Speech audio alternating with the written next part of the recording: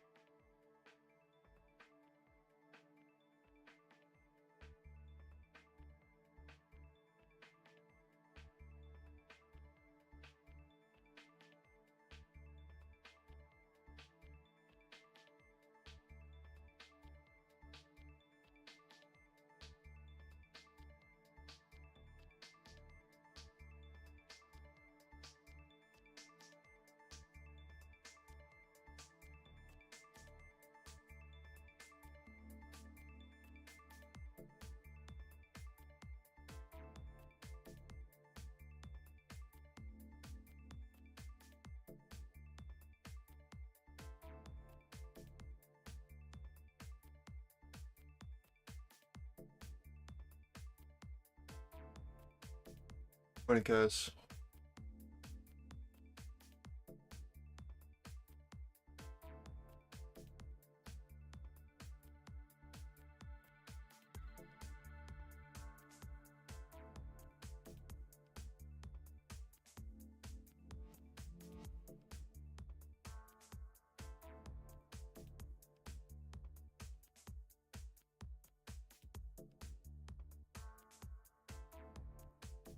So we're just opening at our supportive low again, 71s to 66s.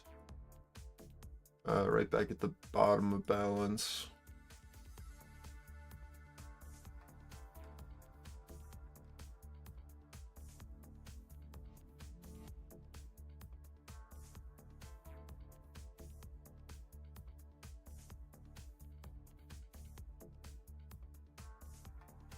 I'm gonna be watching this 59 to 65 area as our major pivot, just like it's the same as yesterday on NQ.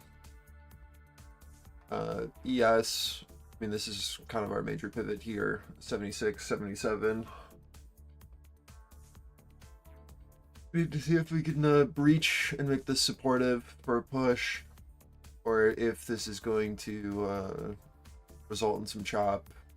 So if you look at our higher time frame chart, you can see that we pushed into 93s yesterday from this low and just immediately sold off.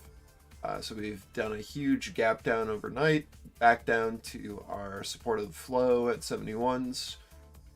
And now we need to see if we get back over this edge, right? So that is really it. Either 66 will become resistance and we'll push down to 55s, or we will lift back up and fill this gap.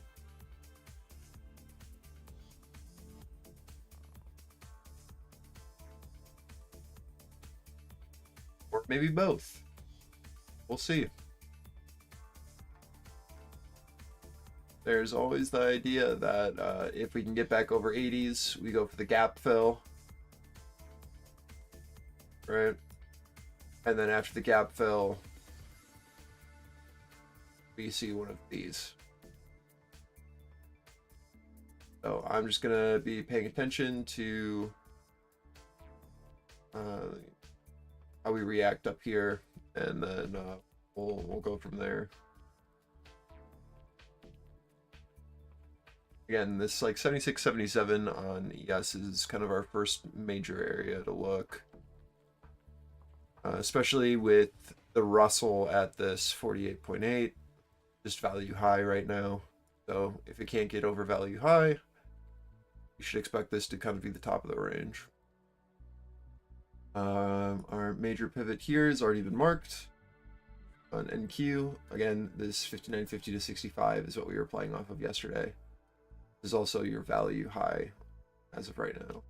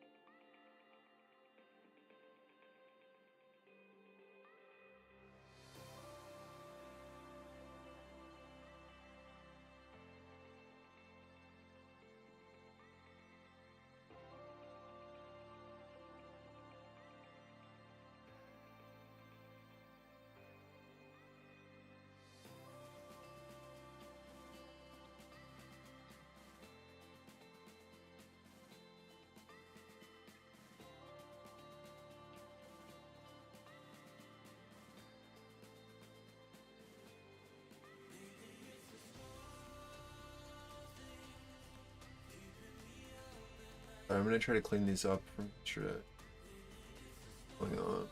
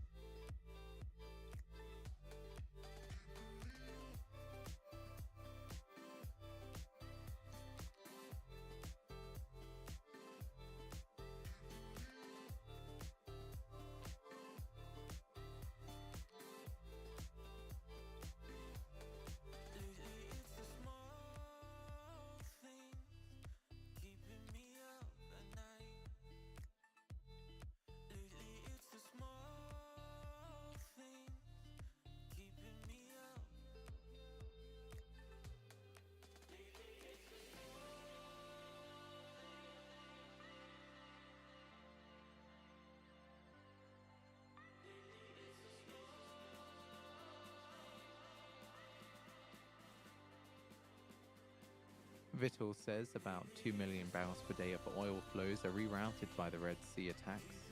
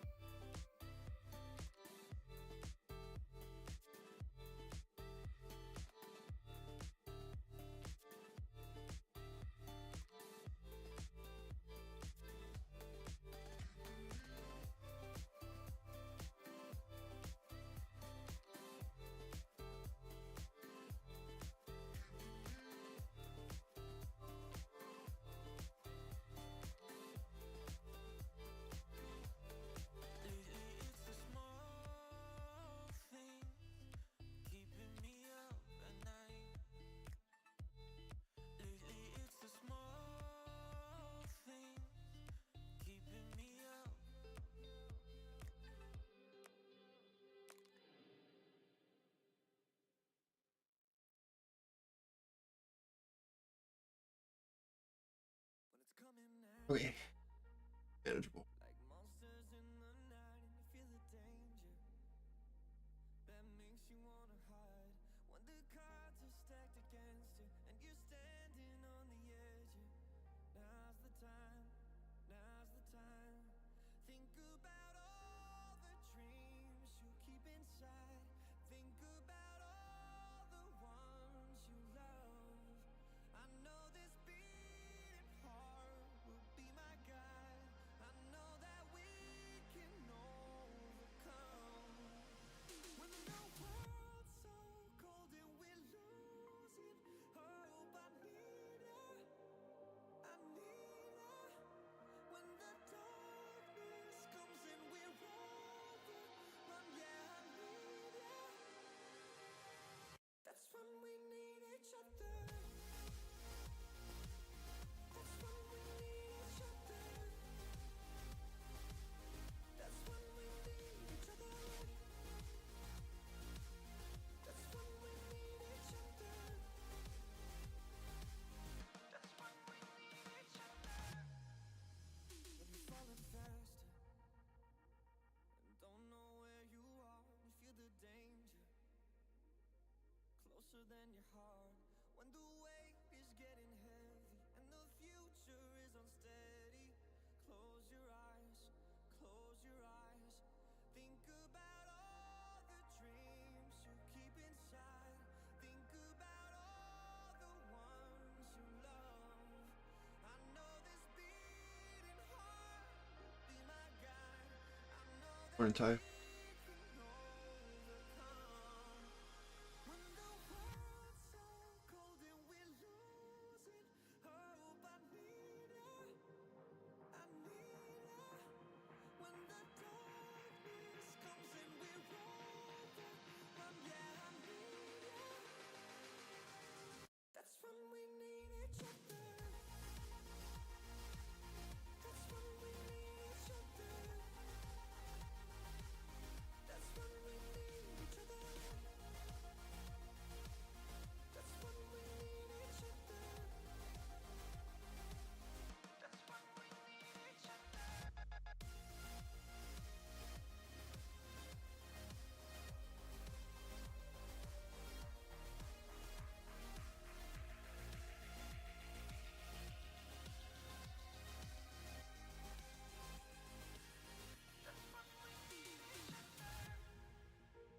NQ leading down here.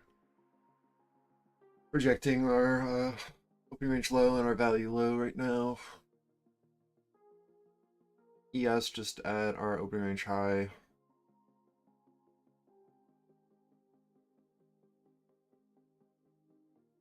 Not too convinced on direction on either way, to be honest.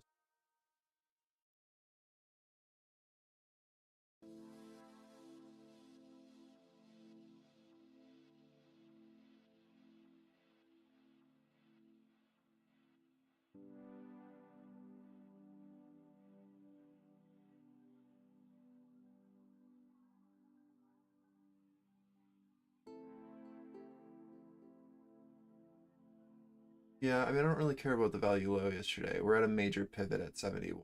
This is supportive. Look at our higher time frame chart. But don't know for short. Just gotta wait for NQ to figure out which way it wants to go. I'm not bearish until we push below 66 and then show that as resistance. But for short term, we have to just wait for NQ to catch up. Russell's doing fine, but we have some very major pivots above us.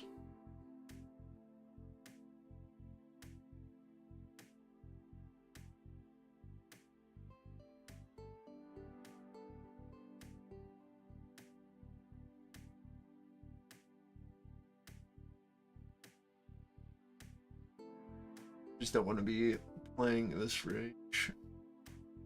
Just played this too much yesterday. Again, if we look at our time frame chart, like we're currently trapped in this balance. It's the same balance that we were in yesterday for half the day, which is between 78, right, and 67, with 71 being our mid pivot. So like right now we have a doji where we've just traded back up to this peak, right? 77, 78, and we're holding 71. Same as yesterday. There's no bearish path till you see acceptance below 66, and then we can look for 55s. Till then, you're getting this price action that looks like this.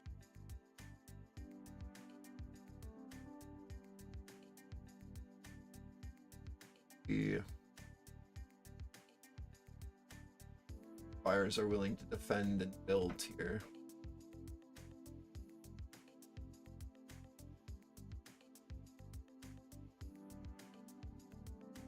NQ is hurting quite a bit, with us already testing our Globex low. Very interesting.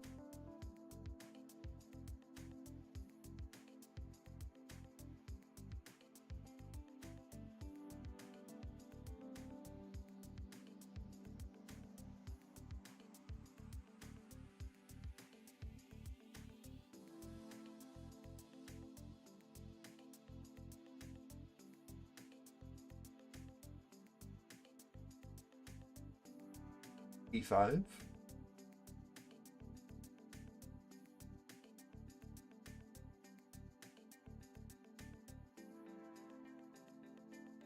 I mean, we've got our Globex low here. Other than that, I don't have anything.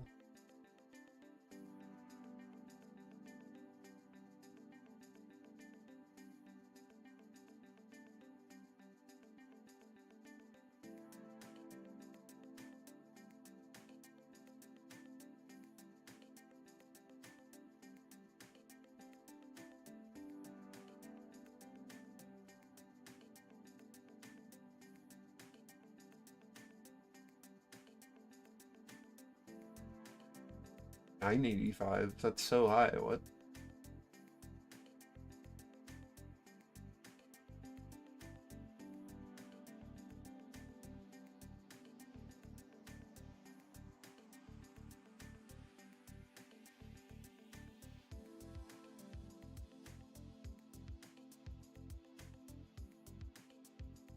See if ES will bounce here again at 71s.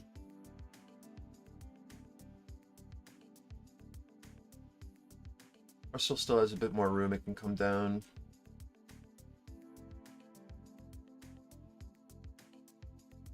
.46s is really what we're going to be testing on RTY.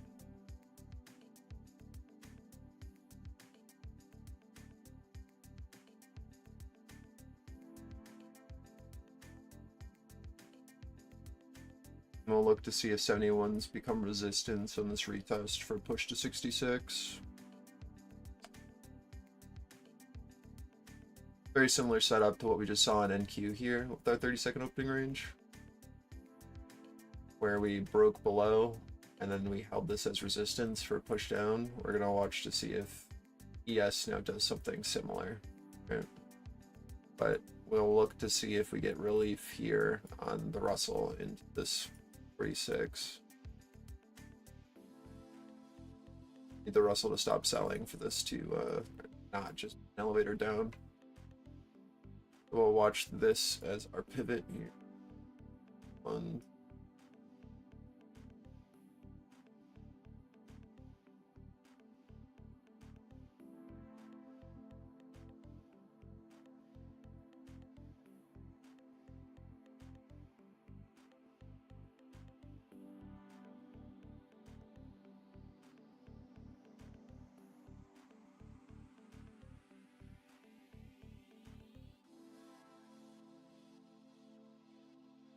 This is where we'll look to see if the Russell will bid.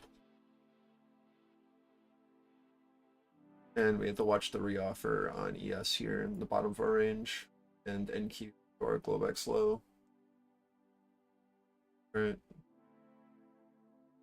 This is where you're expecting sellers to try to position themselves. And more from Vittel, as they say, oil Push markets it can't afford lower Russian production. We'll have to see which one's stronger, the Russell low or NQ value low.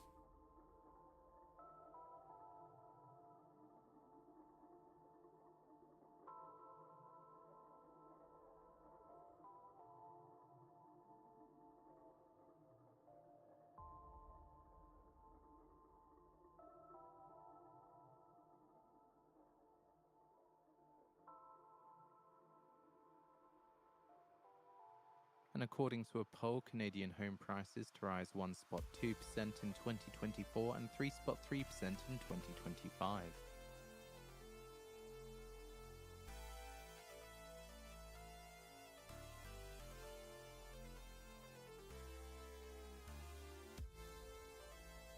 And if we recover this value low, there's a certainty that we come back up to 920. If this doesn't hold its resistance here, you're looking for basically buyers to push and come back up in. Just an FYI. So you really want to see sellers defend this value low for that shift, basically outside of balance.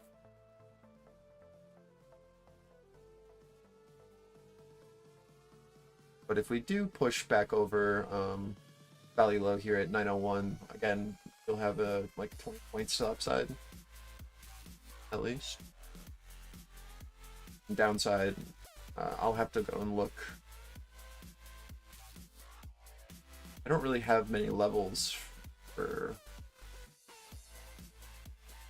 downside in this area for NQ. I'll have to go make a higher time frame chart for it. Again, this is a pretty major pivot for me on ES, so it's going to be pretty rough to push below. This idea of the 46 bounce on the Russell, I'm a bit more comfortable with than looking for bear continuation.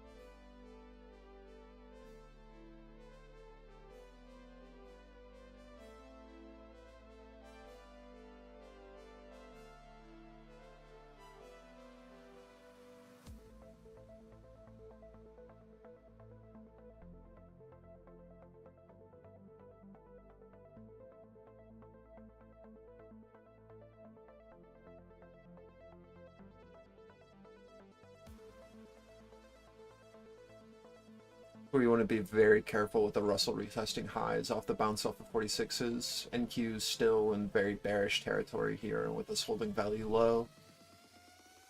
So if the Russell can't breach and hold this high, again, like all we are is just at our seller offer. This is where sellers want us. I don't know about a recovery, but you want to see a very strong bid here on this retest of our overnight low here at 92s, and then a look above value low, with the Russell continuing to push up as that was our bottoming signal.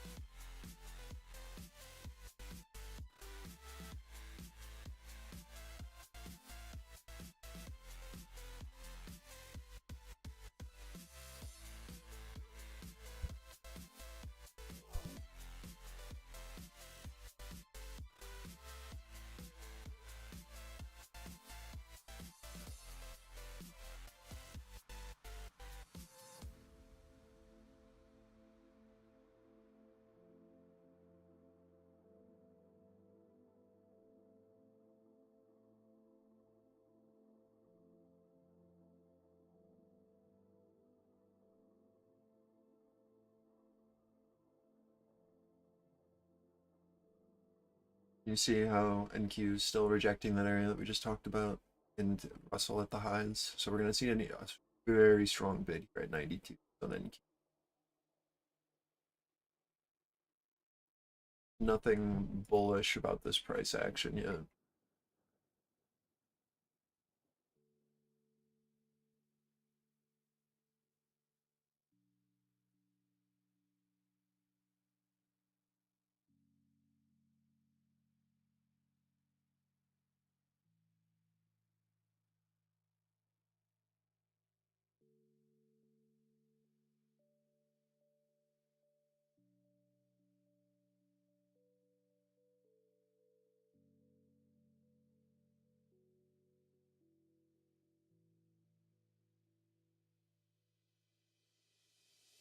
This would be my first risk off if you shorted value low here, playing this leg, until we see a look below this previous low, right?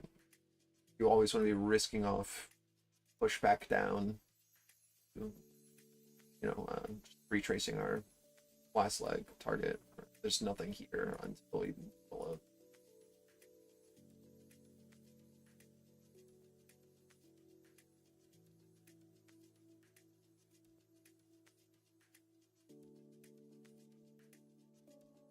And we'll look to see if our ETH low, overnight low, whatever you want to call it, I don't care. Just look to see if sellers are now positioned there on this pierce below. Yes, still holding 71s just fine. Russell trying to attempt the hold a higher low.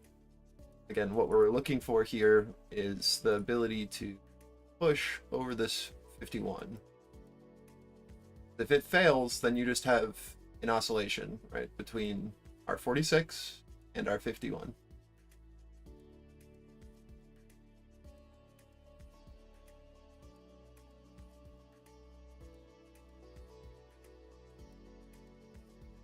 Well, pay attention to this. 7% to $84.22 a barrel.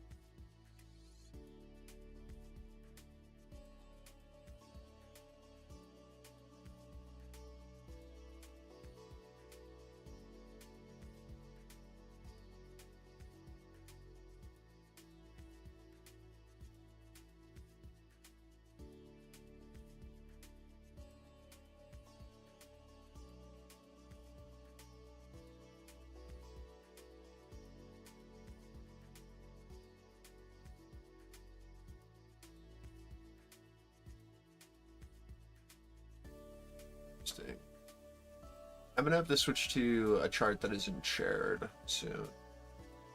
If I can put on a dev indicator and not give it to you.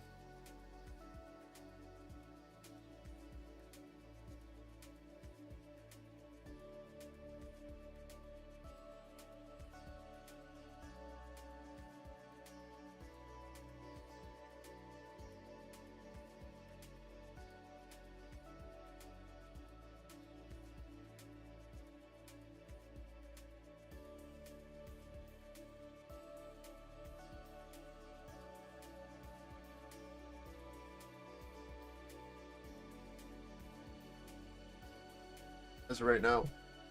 Just waiting. So Royal Bank of 75s Canada is say our high OPEC on Plus will ES. roll over output curbs to June. OPEC is concerned about paper markets.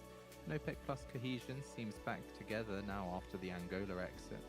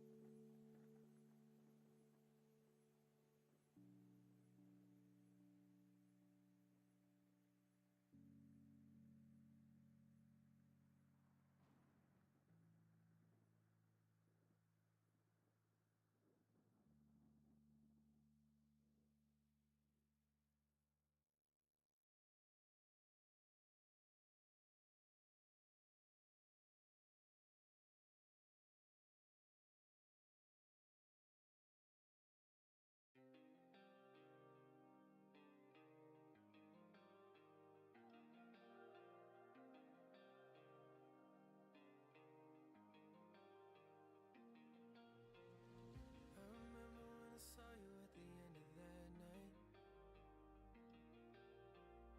I was looking for some trouble, you were looking alright. Every time you said a word, I was staring at your lips. I don't think I've ever been so close to a love like this. I never met someone like you. I never felt this way, ooh. We love, I'll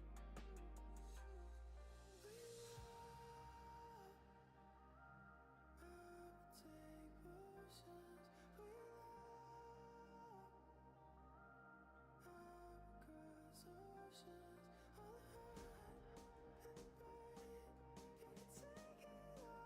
away. We love, I will take potions. Same trade again on NQ, with this being our high. Need to risk off into these lows until we see a look below this and continuation. Russell back up to our pivot here at R51.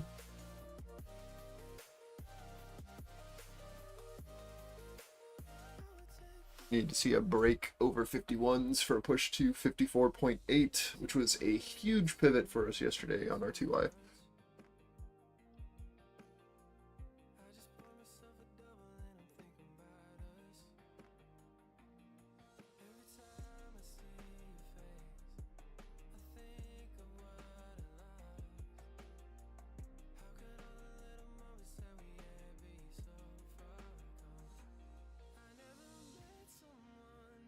Some pretty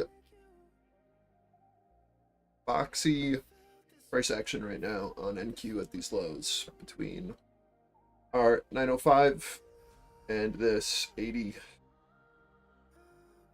Yes, same thing, just holding between our 75 and our 70. Russell 46 to 51. Russell attempting to break out now. We'll see if it can hold the 51s for that push to that 54.8.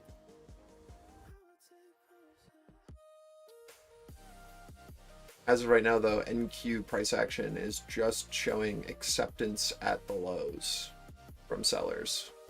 So definitely not incredibly bullish until we can get back over our 30-second opening range that I have on the chart.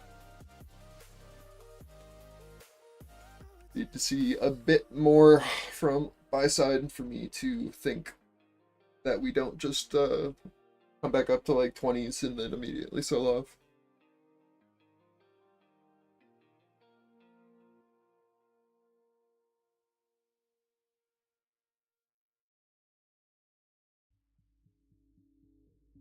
Here's our 54.8 target from the Russell with ES coming up into its pivot. Again, really keep an eye on that 920 on NQ, be a potential topper. If we fail to show like a very strong bid.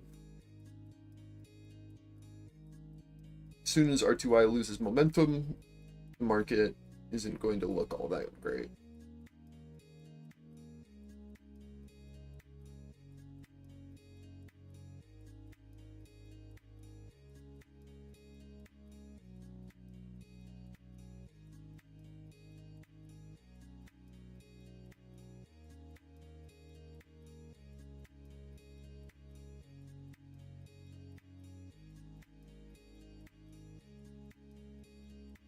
Buyers ideally here are able to keep a bid at 75s on ES. We don't really want to see too much of a look below that. 74.50 to basically 76 is where we want to see retraces. Just any sort of dips, we want to see that be bought, immediately push off, and be able to now sustain here.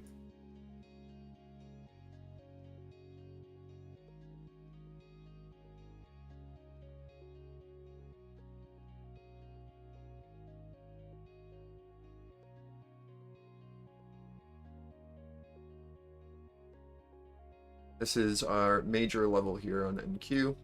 See if we can breach and hold at our 920.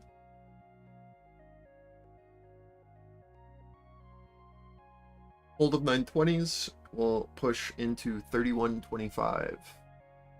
Until then, think of this as where sellers will attempt to reload.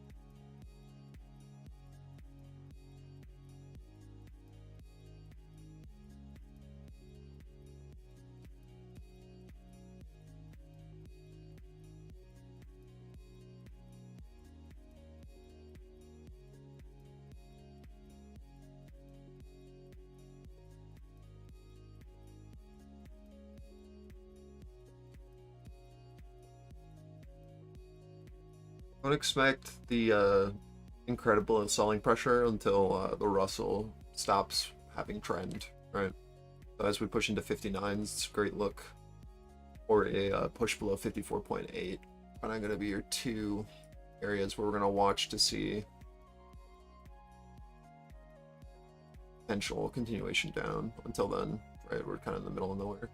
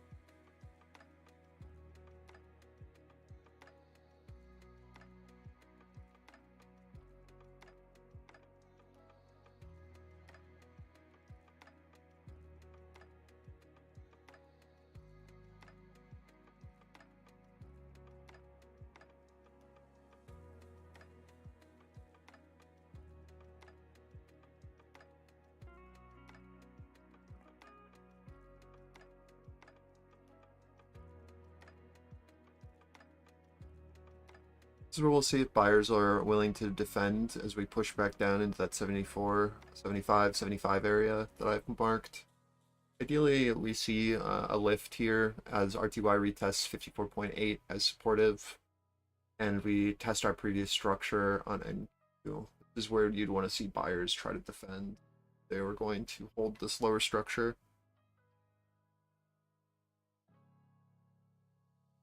We need to get over 920 on NQ confirmation, and we need to see the Russell actually show this as our low. Here at 54.8. But so far, the lift off of our imbalance on ES is doing the thing.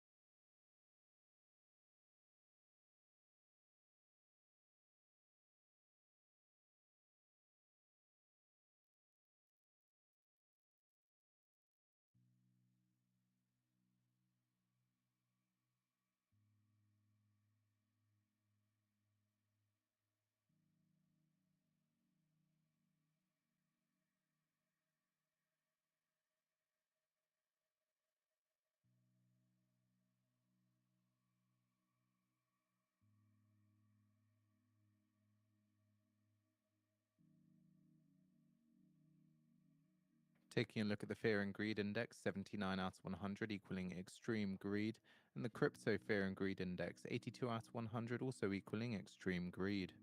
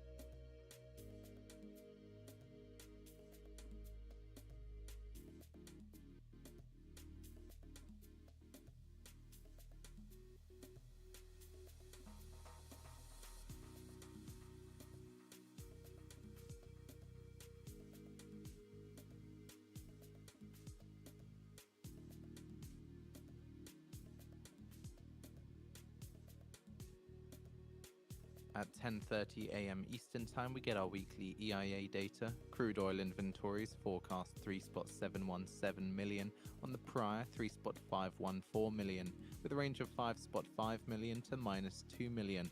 Gasoline inventories forecast -2.835 million on the prior -0.294 million. Distillate inventories forecast -2 million on the prior -4.009 million. Crude Cushing inventories prior 0.741 million. We also expect comments from Bank of England's Mann, who's in a panel discussion at the Financial Times event.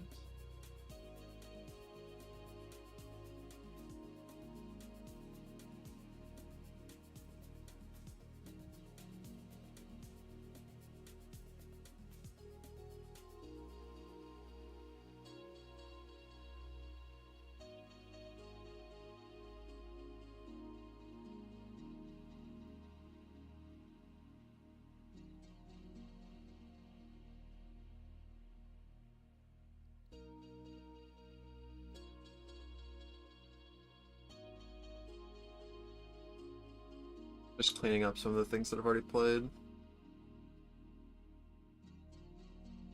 20's holding. 51's holding on the Russell as of right now. Our buy side liquidity is still attempting here at the 74.75 on ES. Paying attention to this retest into 54.8 on RTY off of the bounce of 51's.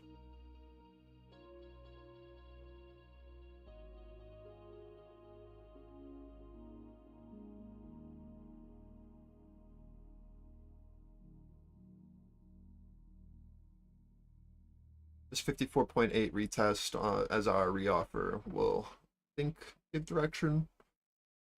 Let's see. Some very tight ranges right now.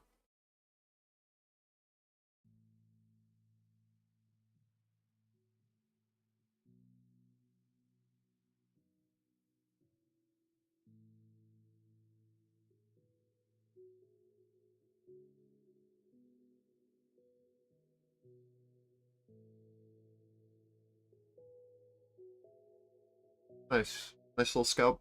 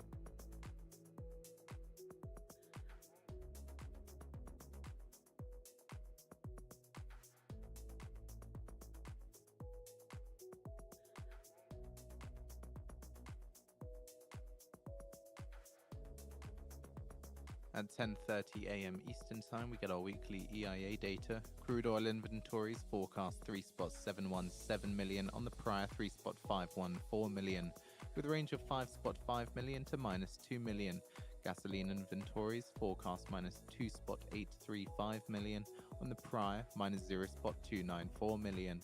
Distiller inventories forecast -2 million on the prior -4.009 million. And crude Cushing inventories prior 0.741 million.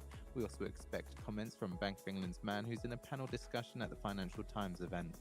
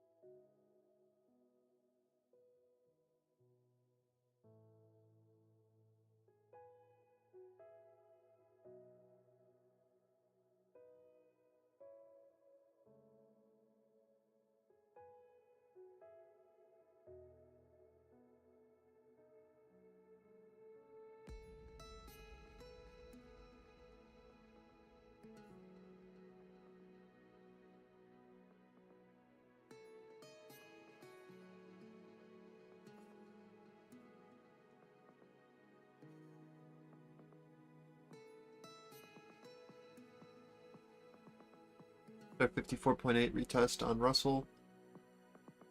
See if this acts as our resistance.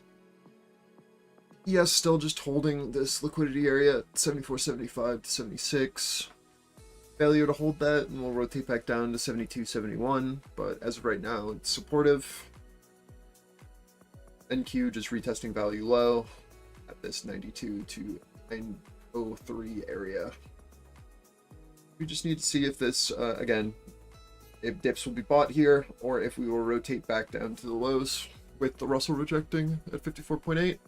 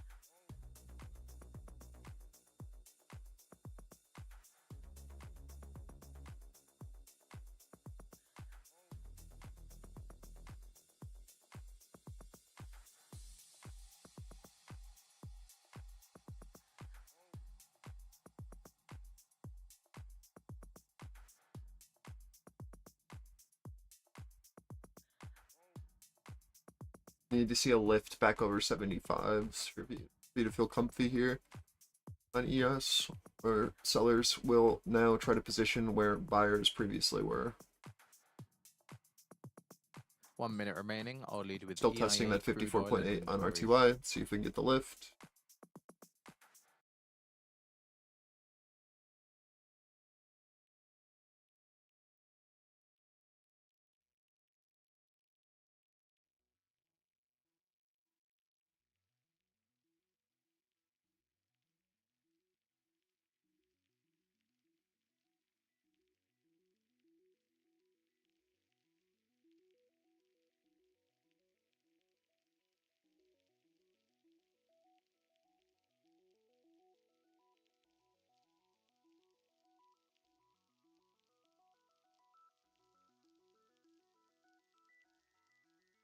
Ten seconds.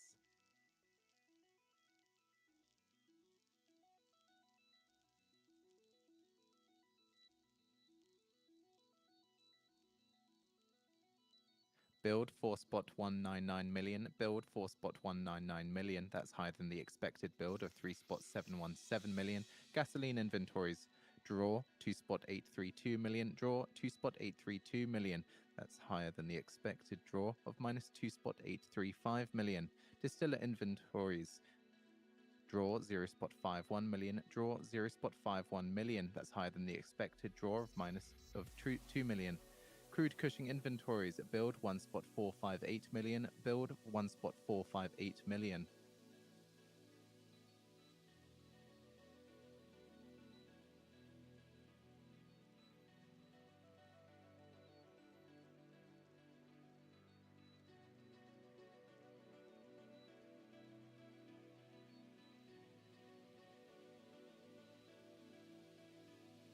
Stocks in the US Strategic Petroleum Reserve up 0.743 million barrels at 360.254 million barrels.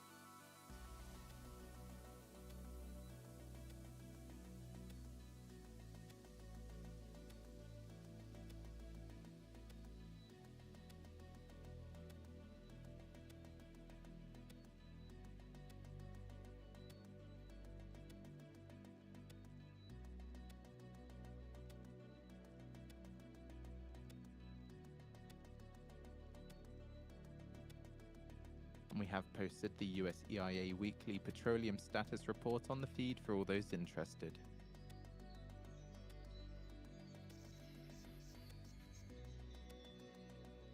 In key value low retest holdings nicely. You want to be risking off back into this 1920 area, top of range, until we can show acceptance above.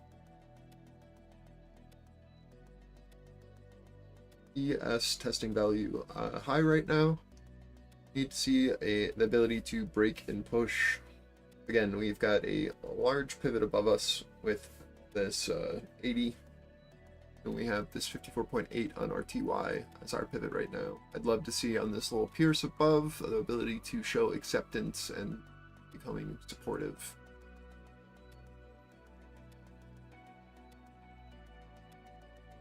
Very balanced price action as of right now. So looking for really continuation isn't very likely as of yet, except the ranges that we have.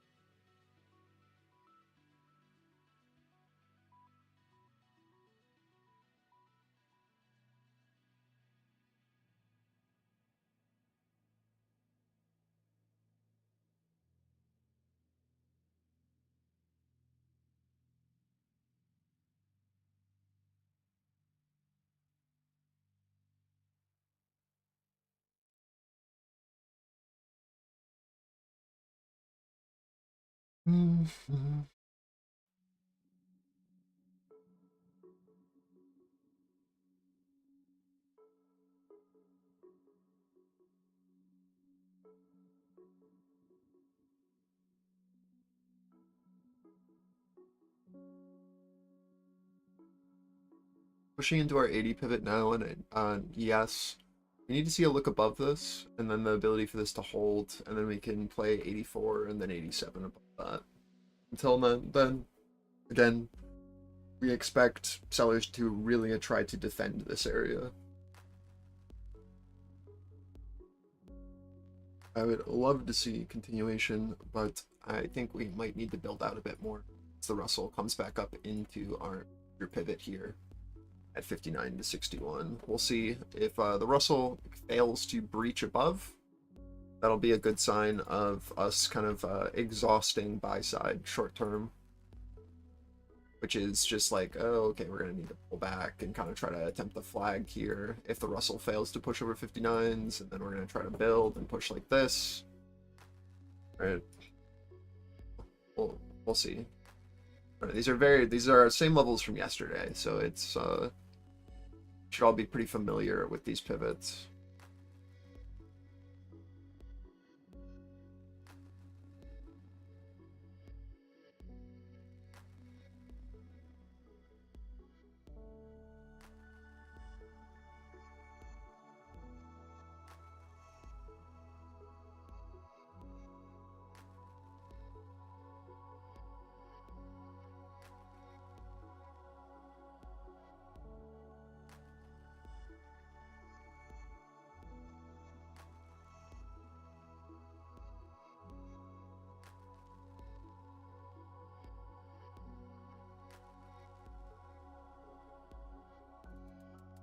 Wait for the Russell to find a low to kind of determine where this pullback is going to be. Again, we know this 80 is our pivot.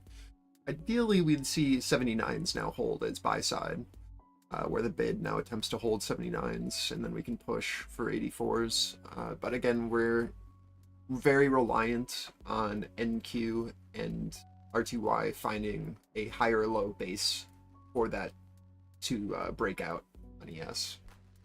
Right, we are at pivots on NQ and RTY, so we need to see these things have a higher low lift, right, and then be able to build, and that will give you that flag idea on ES for continuation. Until we see these things show that supportive bid, that higher low, right, why is ES going to move? There's no reason. It doesn't mean that this is like the top, but it does mean that you should expect, you know, a two-sided auction here to decide direction, and RTY and NQ should give us a sign of which way that two-way auction is going to push. Again, this is a pivot.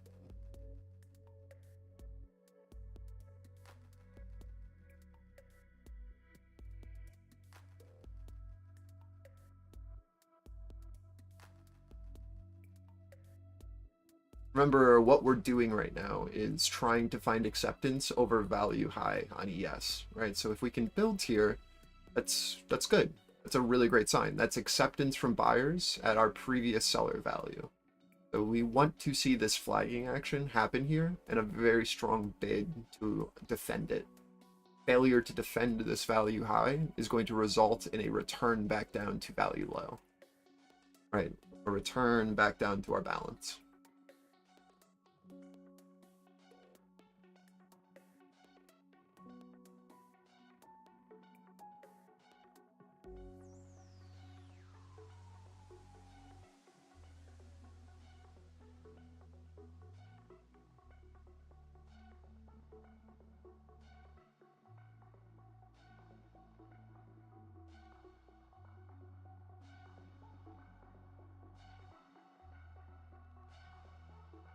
So I'm going to attempt to add one contract here on ES as the Russell comes into 54.8 on ES. I've just increased my average to 77 from 73. But if we don't hold value high, then I will exit this trade.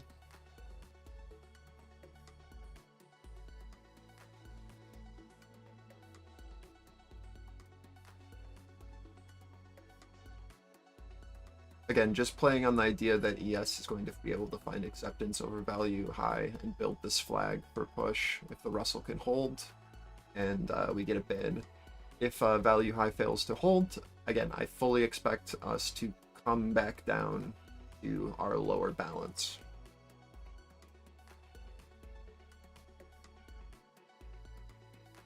So there's no point in staying in the position. We fail to hold.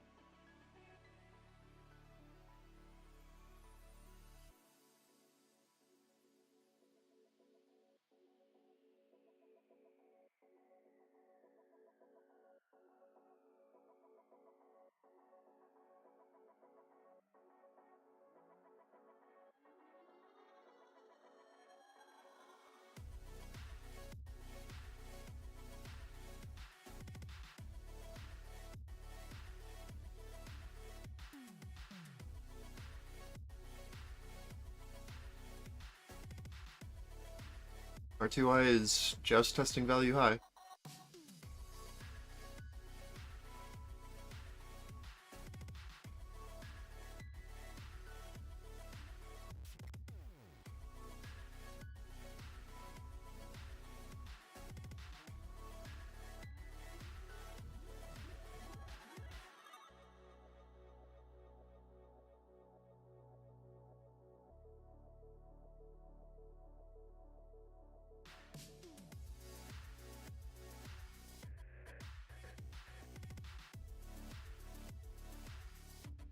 How do we look at RTY in this instance? I mean, I don't really know how to answer that. You want to see buyers be able to maintain here and get back over 54.8. But I mean, all we're looking for is the Russell to stop selling, and NQ the ability to push. I mean, I have ES and NQ drive. Like, we're at our pivot, so we're just looking for the ability to lift from here. Failure is going to result in everything returning back down to POCs, probably.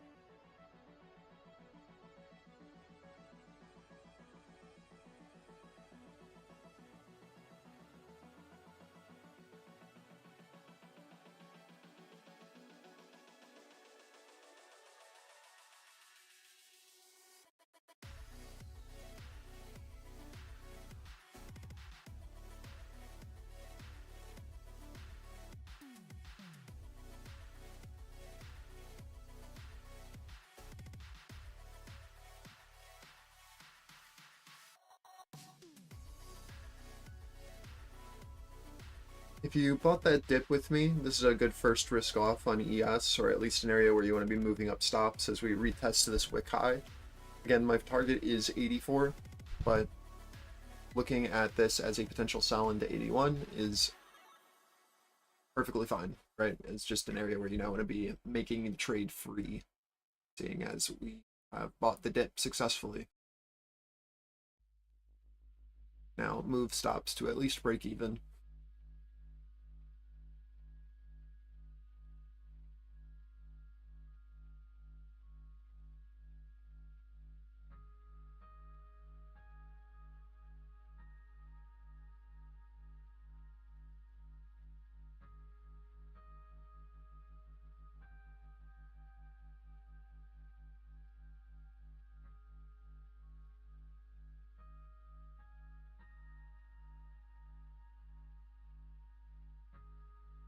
I've risked off 1 into the area that I just talked about, and now we're still just waiting to see if we can get stepped in silver value. Russell leading down again.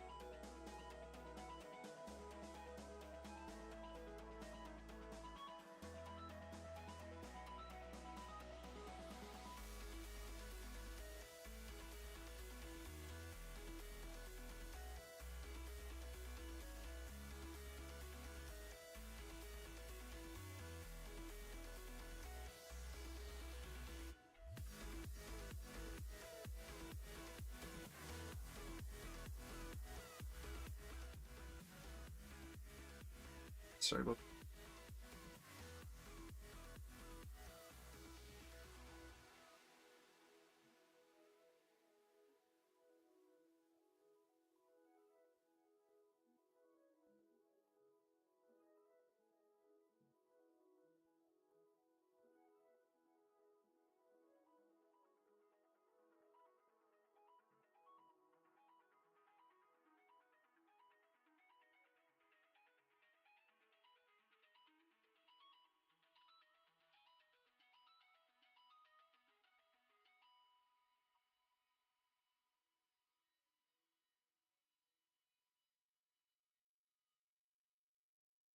Great area to move stops up as we push into our target of 84s.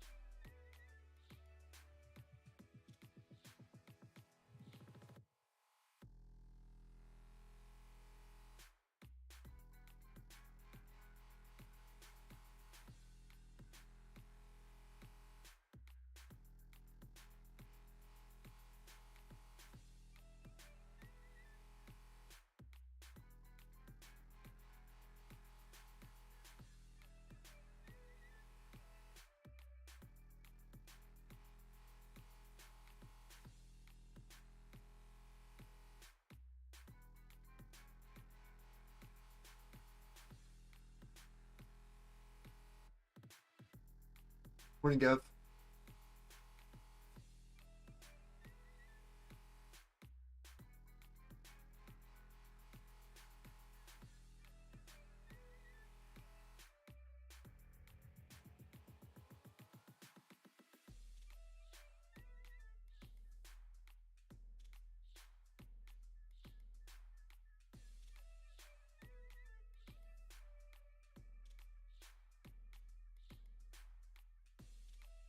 Uh, just to for those that are like just joining now, good morning.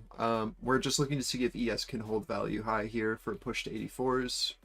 I'm fully out of my average from 73s, and I'm just in my average up from the hold of value high, looking for that move.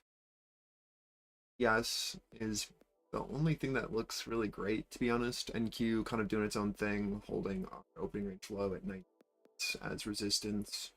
Looks like it might want to come down to 903, but kind of just oscillating in a box. Russell still holding 57s as resistance. I'd love to see it bid 54.8 on this retest and be able to push off of that, but I'm not really too concerned as of yet. If buyers fail to get us out of here in the next like couple minutes, then we're gonna kind of look for returns back down to these pivots where we can kind of return back down to the lows just off of a buyer exhaustion here. But until then, I'm gonna maintain my average on ES for the push to 84. Kind of looks like chop to me. Problem is if we run out of buy-side liquidity, enough participants who care about buying up here, then of course we're going to go for like a liquidity grab lower and then come back up. Oh. This is why I've risked off my lower position and now I'm just holding runners.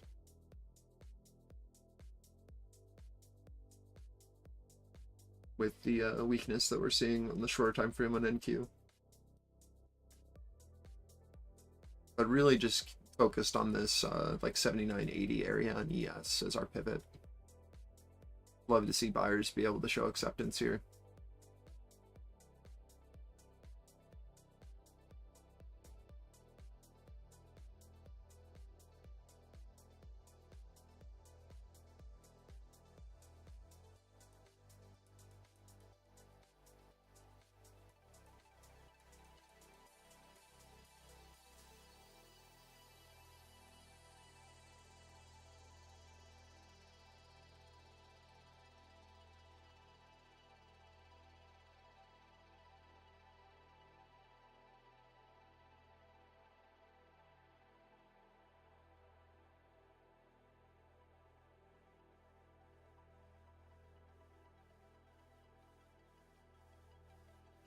Well, you had like a huge gap down overnight, so sadly a lot of the move happened without you, right? But 93 was our high. Did the full oscillation and then gapped down. So what we're looking for right now is, can we find acceptance at this 80? And if we can, what are we looking for? Well, we're looking for the gap fill that we already have drawn today. I already went through this plan on the higher time frame of why I'm looking to play this. If we can make 80s supportive, we should rotate back up to 88s, right? So 84 is our first target, and then 87, 88 is our next target above for the full gap fill. After that, we should get a direction of where we want to go. So we talked about 71 to 66 being our supportive higher time frame level, where we bought yesterday at the lows and traded it up to 93s, right? Now we are at our pivot at our 80s. If we can find this acceptance at 80s, we look for, again, 84 is our first target.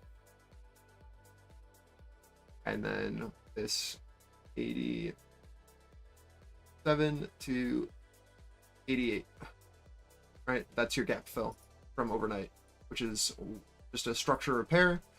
And then after that, we can determine if a seller is going to step in and push us lower, or if we can find acceptance back over.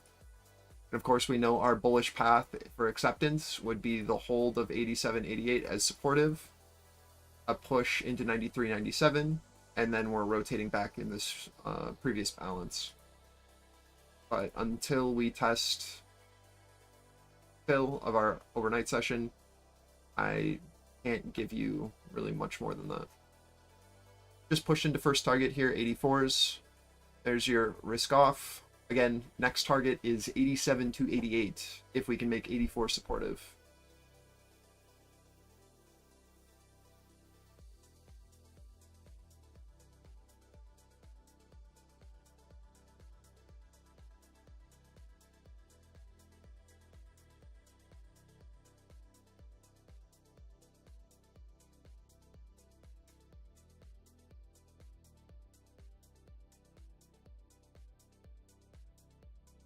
Hopefully people have been listening to me. This is a great risk off target for NQ as we push into value high. We've now done a full balance trace, right? From value low hold to now a push into value high. So until we can make 45 supportive, it's going to be very hard to look for more, right? Our pivot above is the 60 to 65 though. And there's our 87 target. So this is our full gap fill here. I am risking off. So from what I just talked about in the plan that we drew out, right, there it is. One day you guys will listen to me. and it'll be great.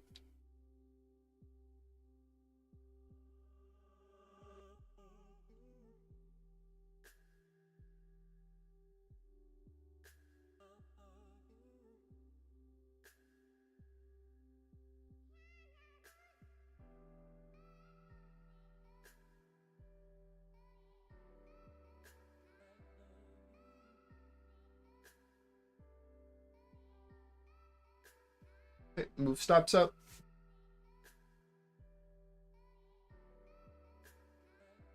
Again, this is as much as you should be expecting until we make 87 to 88 supportive, and then we can look for 93s. Fully expect sellers to try again here and push price down. So I am not expecting any more upside until I see a recovery of yesterday's kind of resistance. Very similar trade. Literally the same trade, actually. So just like from yesterday, this is our next idea. If 87 to 88 can be supportive, we look for 93s and then 97s. Don't expect too much more until we see the push and hold over that level. Treat this as the high. Till then.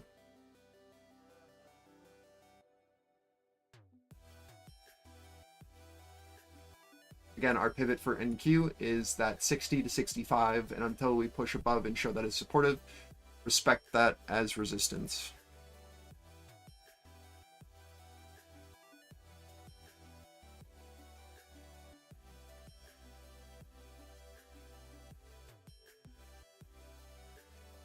Where did that plan go? Oh, it's right.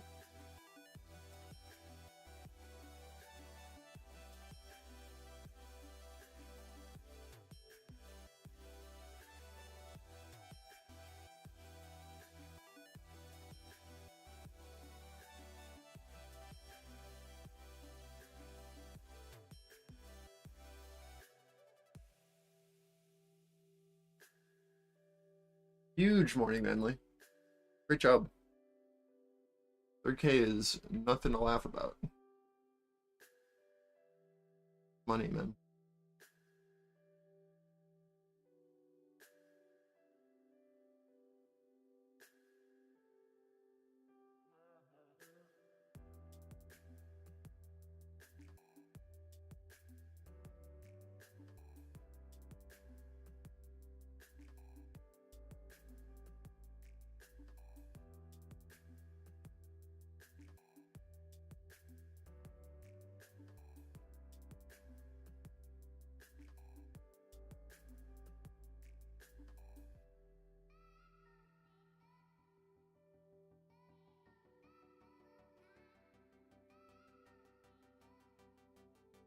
I'm glad they gave another opportunity to play the 71s for everyone who missed it yesterday.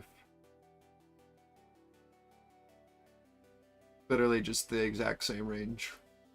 It's pretty nice. Man, it would be awesome, absolutely awesome if we could recover 93s. I have my doubts, but it would be amazing. I am fully out of this trade. I'll wait for the recovery and then the hold of 88s, and then we can play up to 93s if the trade happens. Until then, I'm fully comfortable taking profits here. If you have the ability to have a runner, I don't think it's a bad idea. But I did not have that option as I was already in my average up, so just trading to target, trading my plan.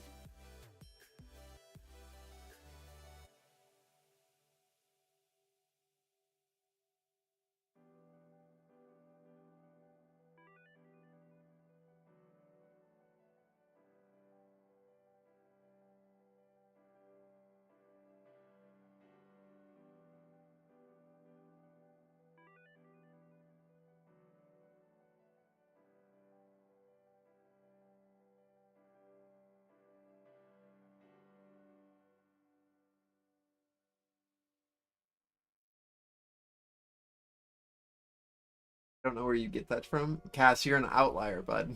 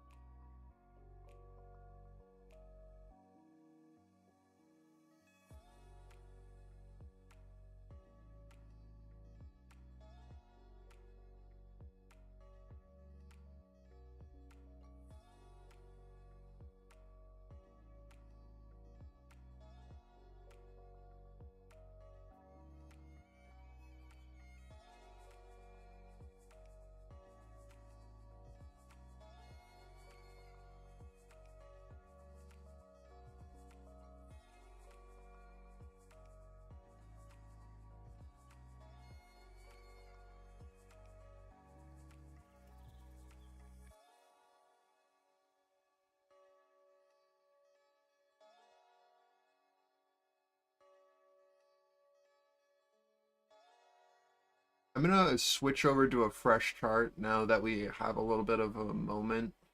We're at our pivots again, just so that I can show you guys on single pane what we just did.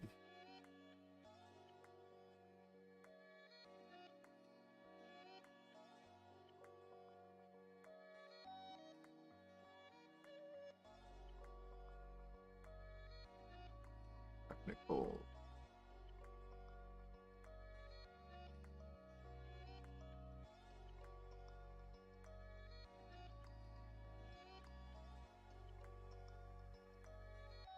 This is a super simple trade that you guys can take over and over again, and it can be your only setup.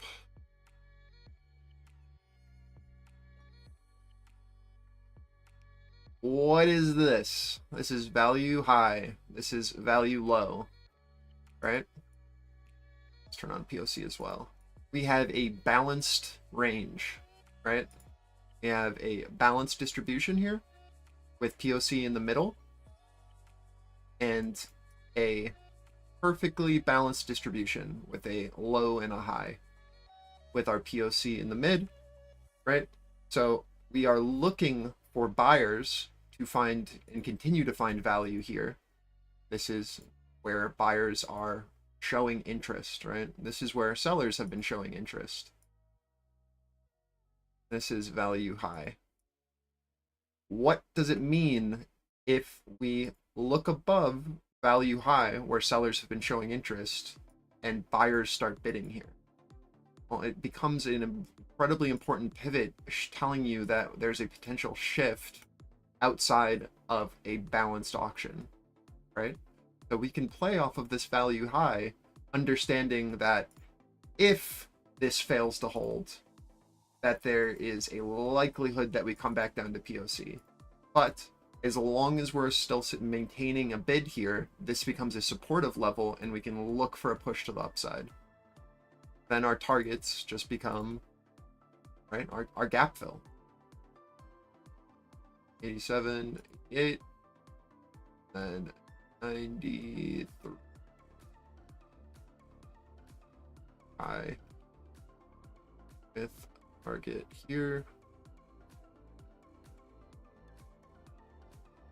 So, like me, this becomes a very simple trade to take for a continuation where I'm in at this low off of 73s. I've exited half of my position here into the high. I then see that we're showing acceptance at value high.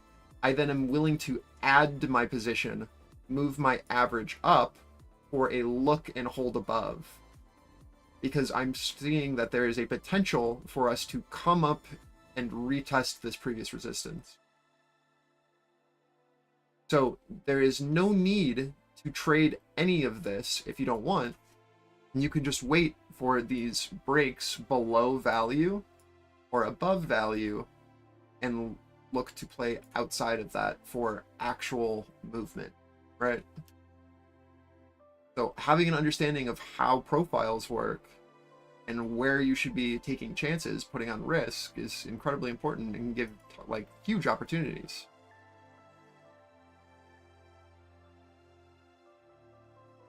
Which is why I told you, or I said I was averaging here, right? And why I was comfortable with the risk for that push back up is because it only makes sense. The risk to reward is there. And we have a very clear invalidation where all we need to see is for on this look above, for sellers to fail to hold a bid, for the offer leg to step in, right? The offer to step in and then hold this level as resistance. That will result in a clear pushback down. So that shift in the order book will let us know that buyers are no longer interested here, and we can exit our position and then look to reevaluate back down into balance. But as long as the bid is still maintaining here and we're not seeing that offer lower, there's absolutely no reason to exit this position.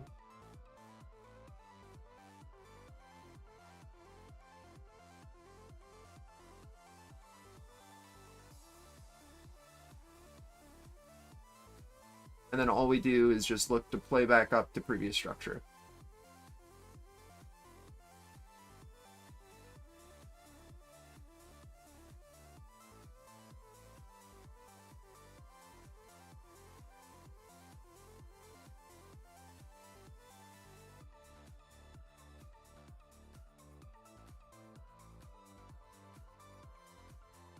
Was that clear enough, or do you have questions?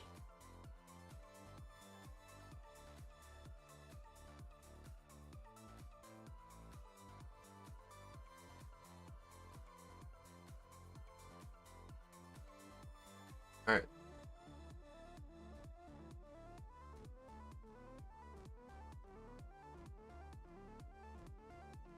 And do you see, I think we literally have filled the gap to target and immediately have sold off.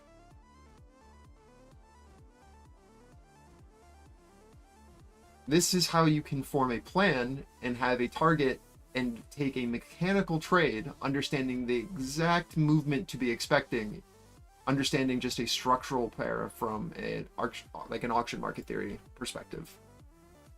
Like this is not like magic.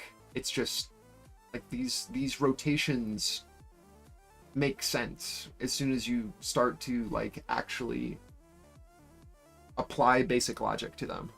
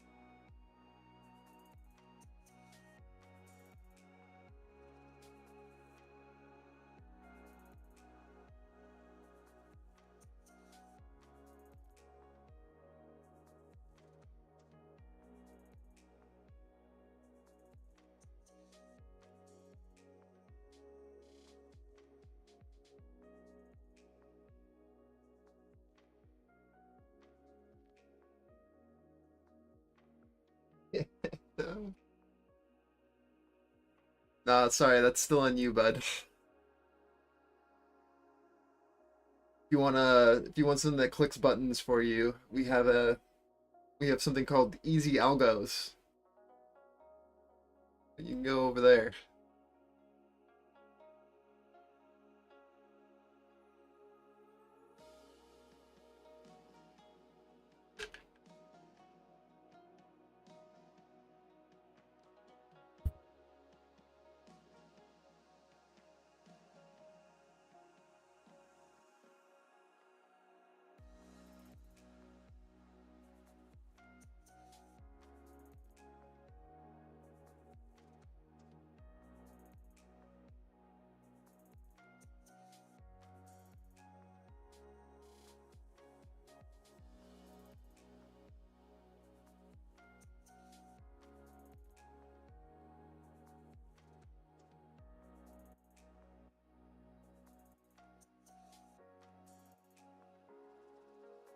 I don't know if you want Darian to click buttons for you, man.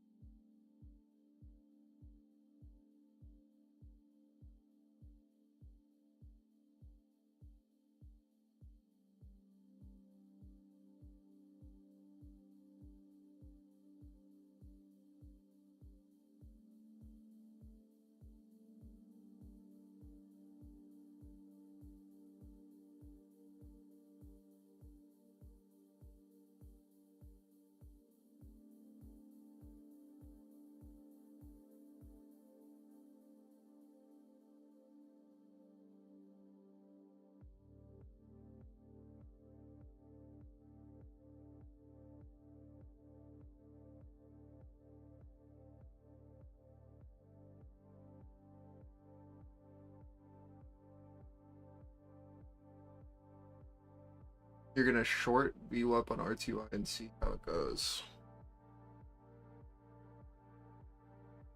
What VWAP? RTH VWAP?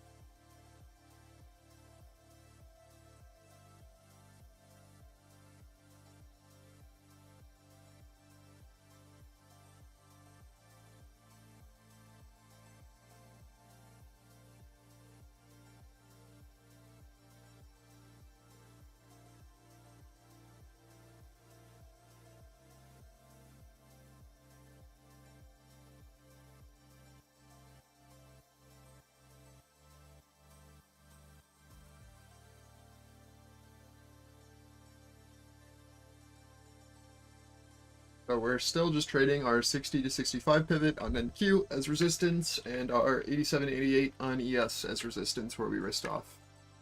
We're just looking for pullbacks now, waiting for the Russell to find a low. Either it holds this 51 or I'm looking for dip buyers at 49.3.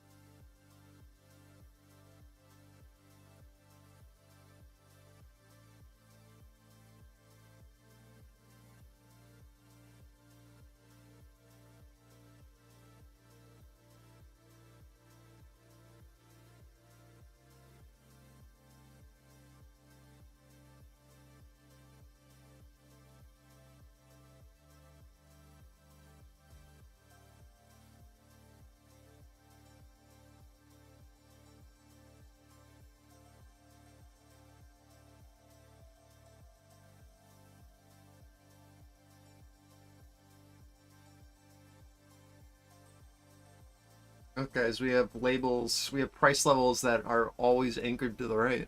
Huge.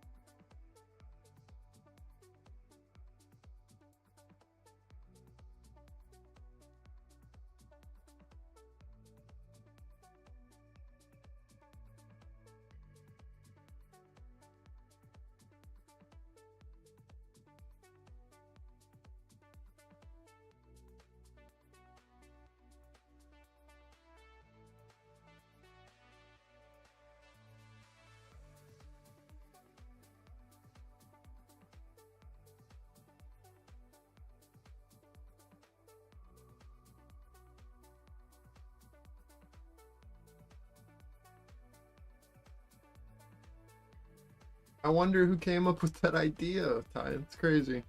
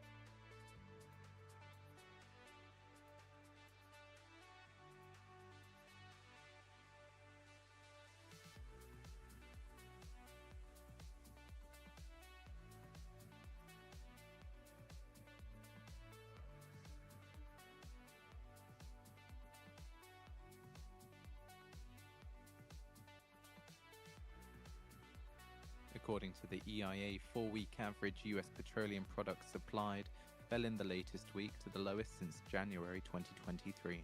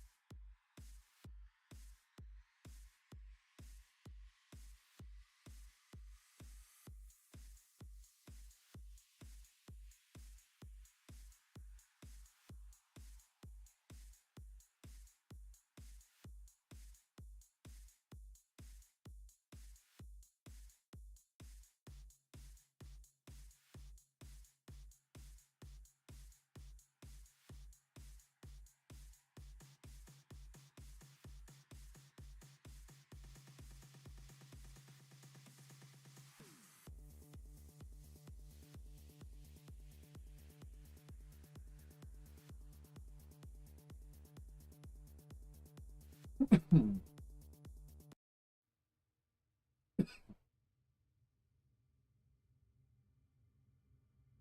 15-second chart, but right idea. Yes, we develop a balanced range up here. Look below value, then reclaim and retest value, then move up and look value, hide a hole.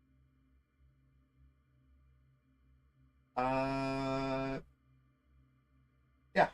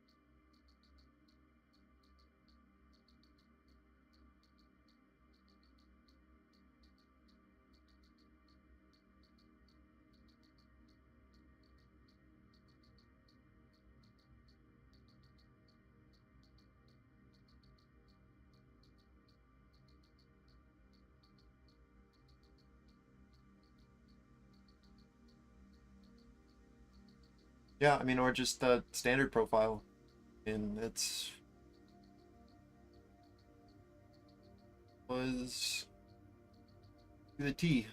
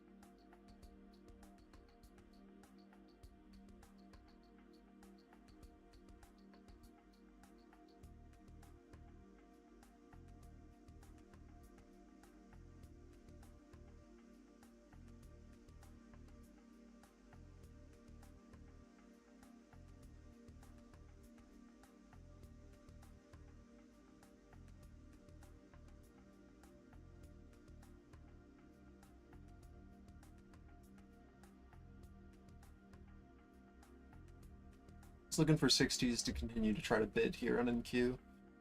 Or well, if we don't find liquidity at 60s, then you're probably gonna need to look back, get like a liquidity grab below.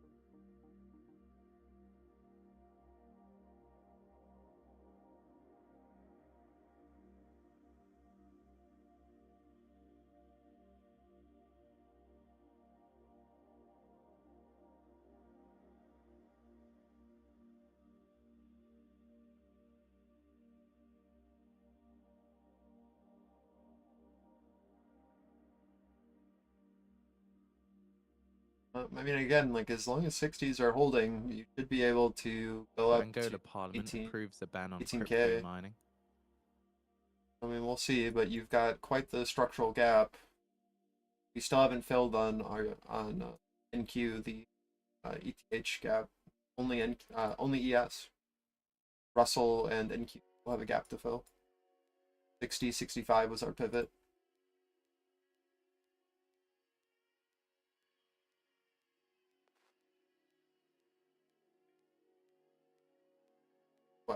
What did I say that was wrong?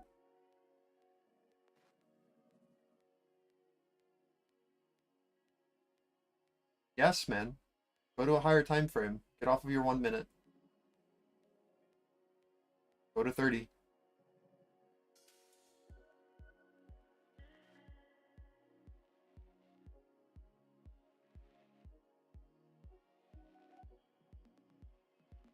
But you guys don't listen to me when I went through the entire overview of the plan and why 88 was my target.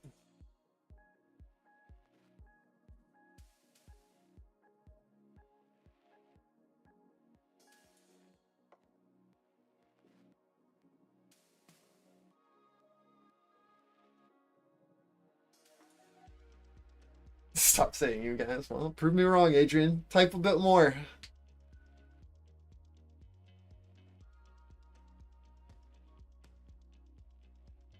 Ugh.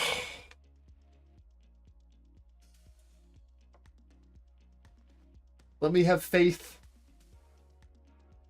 Let me have faith that you're not all just discovering the rebid reversal line and stacked.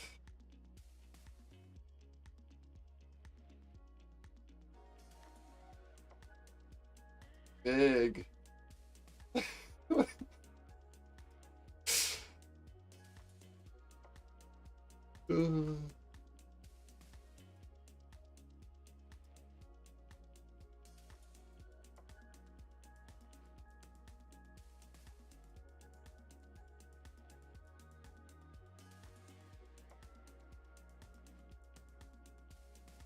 Yeah, I mean, so in my opinion, you've got two plays here right now. You have this 60-65 tail that holds, right? We have a distribution here. So we're either going to hold this edge, right, and be able to bid off of it for a push up to this 18K, or 60s is going to become our resistance. We are going to oscillate down to lower edge down at 43. From this 43, we'll either retest 60s or we'll come down to retest value. This is your dip buy opportunity if 60s fail. Here at this 26 to 31. If this does not hold, we'll see this become resistance and we'll get a push down to 890. This is your second opportunity to look to see if our range will hold. These are your downside plays of what we're looking for. Upside, of course, I already have those labeled. We'll test 18K and then we'll test our Globex high. And that'll be your gap fill.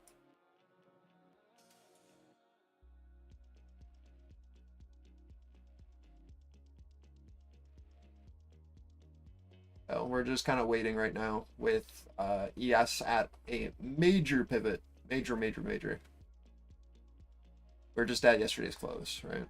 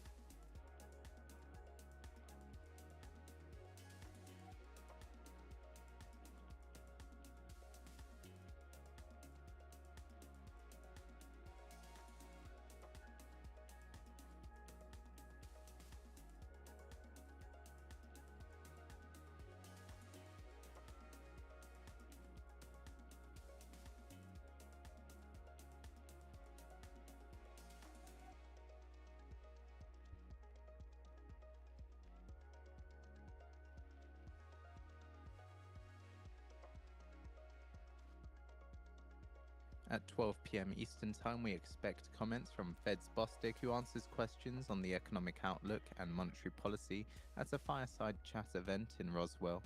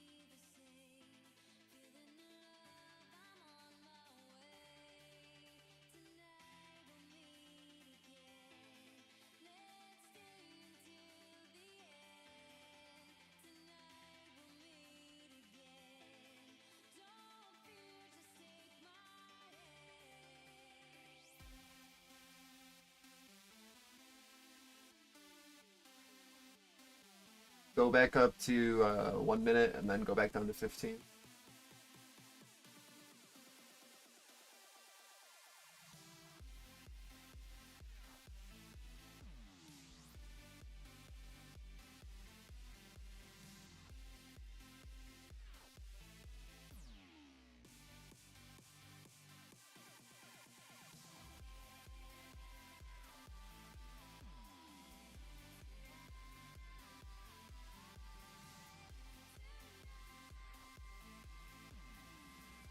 Sorry, bud.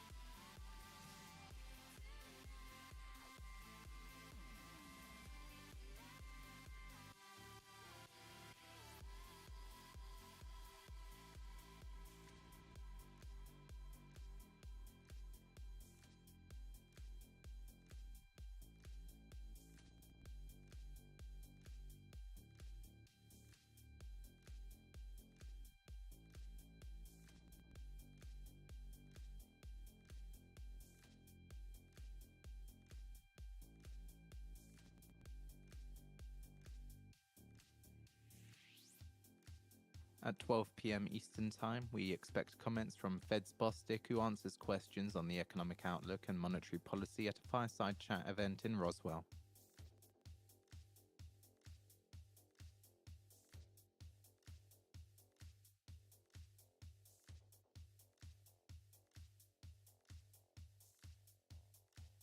Testing our 60s pivot on NQ, pushing down into our 84s on ES. Again, this is either going to be where buyers try to defend, or will become our offer for our Bitcoin extends return rise back to more than mean, $62,000. back down to 43s. We'll see if buyers can defend this or if we push back down.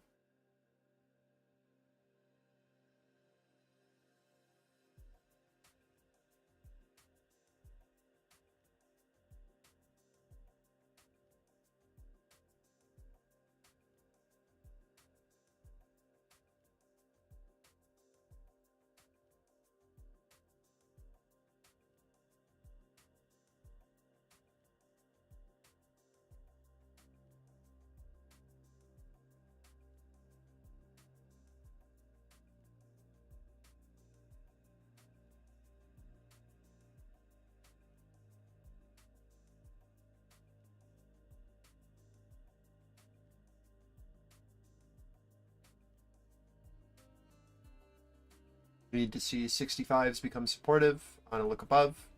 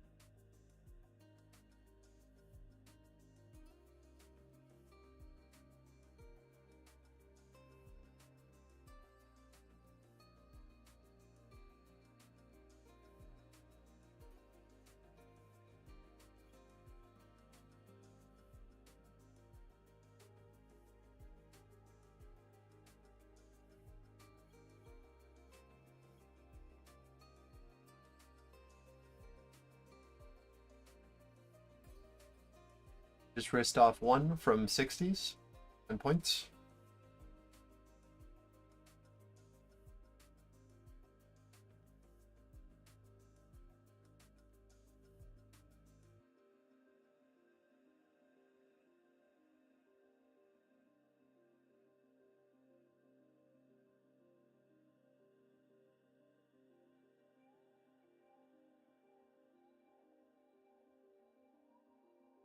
See if the Russell tops out here. We really need to make 57 to 59 supportive on RTY, or this is going to continue to act as our top, just like yesterday.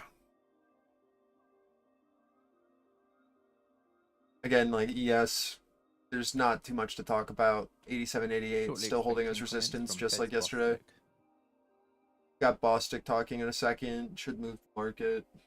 Get an idea of where we're headed.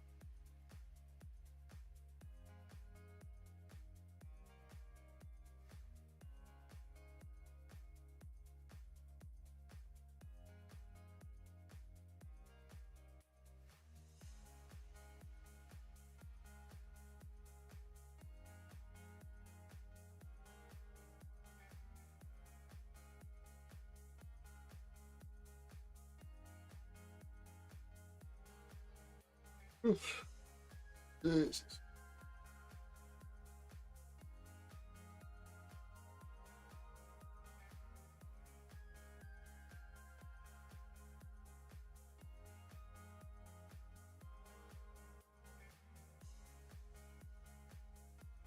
So as the Russell comes up into 57s, look to see if seller is now holding 60s on NQ, right, as resistance. We'll have the Russell testing the high of the range, with NQ testing a lower high, right? So we want to see if the Russell can break out and pushes back over 60, 65, or if the Russell rejects 57 and NQ also finds a seller here who absorbs buyers to push us down across the market. Going to be an important area to see. Again, you have Bosticks talking right now, so expect some volatility.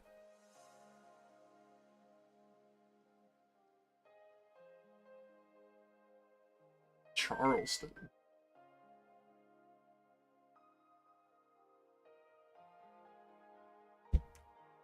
I'm getting so many spam callers lately. I don't know what's going on. Got on someone's list.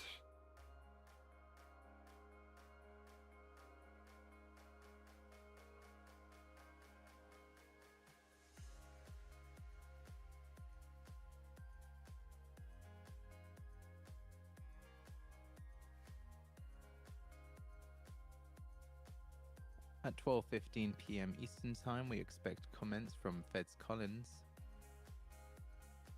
So Feds Collins will give remarks and participate in a fireside chat and take audience questions in an event held by the Center for Business and Government and Society at the Tuck School of Business at Dartmouth College. Text is expected as well as a Q&A. But be very careful here with Russell rejecting 57s. Again, we need to see that lift, or this 65-60 will become resistance on NQ, and we will get a continuation down. So just tread carefully here. If you're trying too long, if you're not in from this lower pivot.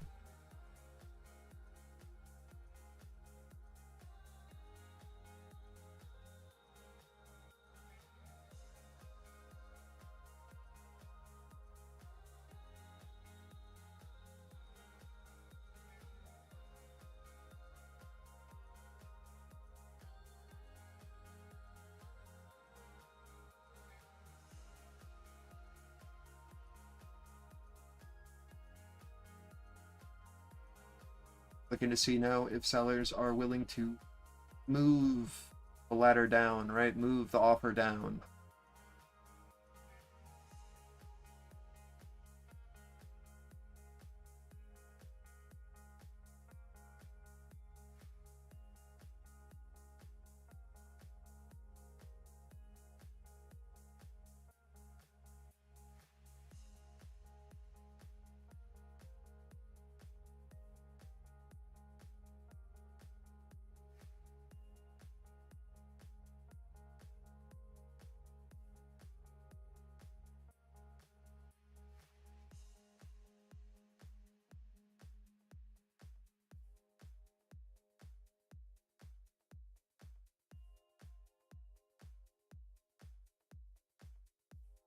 And again, the reason I'm not talking about ES is that we did the full plan for ES this morning, and I have no longs until we show 87, 88 as supportive. And so far, it has only been our risk off target.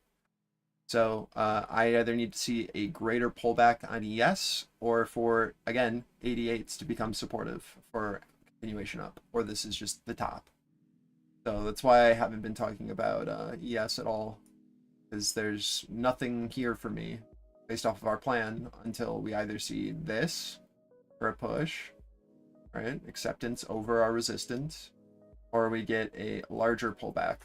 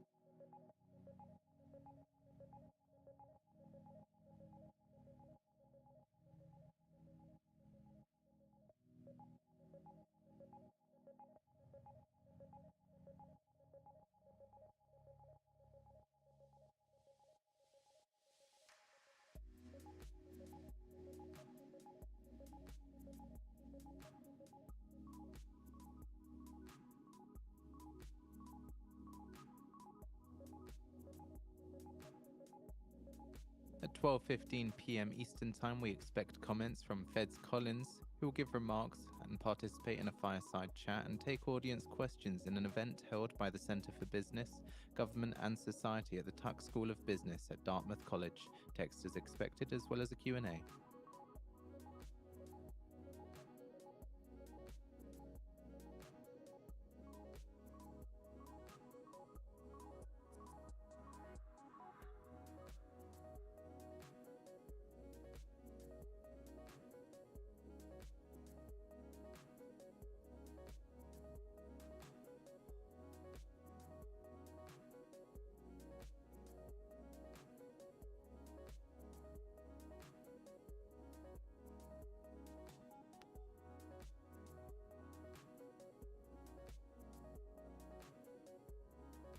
If you're short from 60-65, good first risk off as we come into this 43-45 area. We are looking to see if this is going to be supportive or if we'll get the full pullback down to 26s if 43-45 does not hold. So again, great area to move stops down if you did take the short with the Russell pushing into 57s as confluent.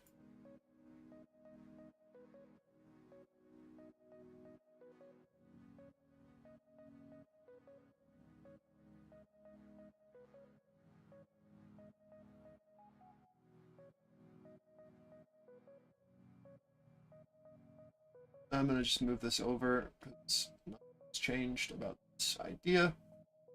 Either buyers continue to be found here, or we will look for this area to become resistance and get the pullback down. Our 26-31 area.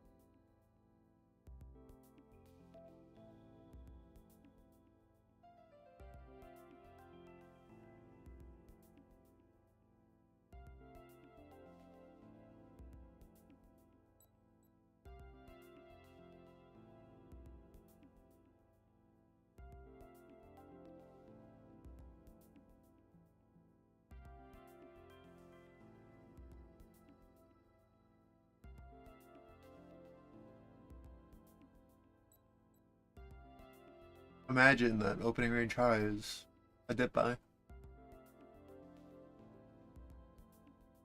Crazy.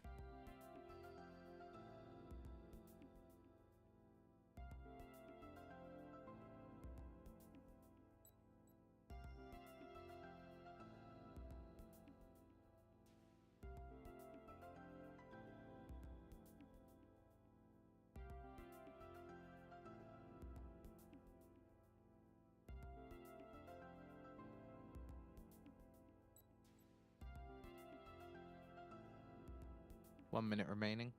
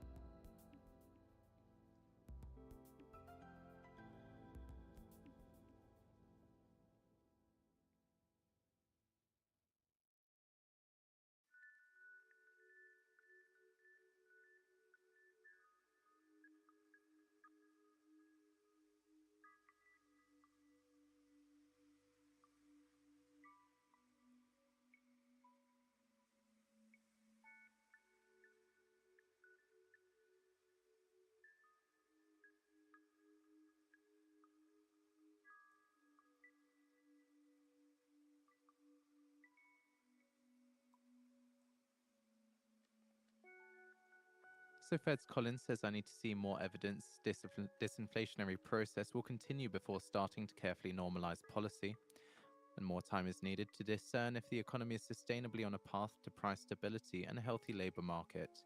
I'm expecting all of the data to speak uniformly. It's too high a bar and shouldn't overreact to individual data readings.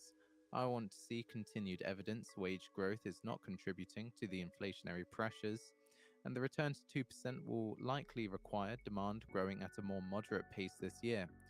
In assessing inflation progress, we will look for inflation expectations remaining well anchored and an orderly moderation in labor demand.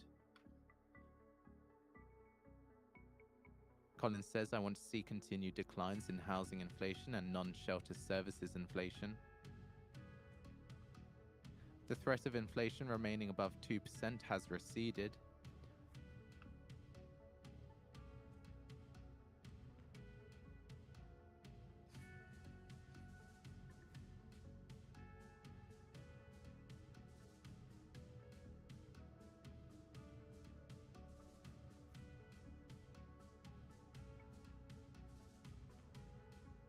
Have I laid out everything for you guys? Do you have questions? Are we good? I don't know.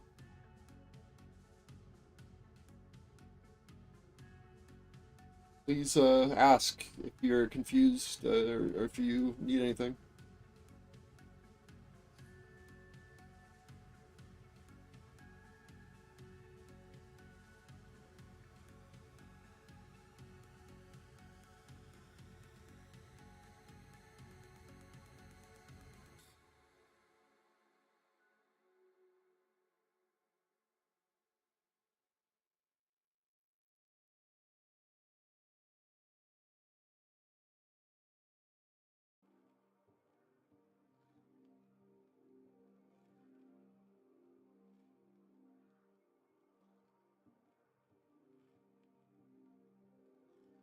No, I'm short from 65.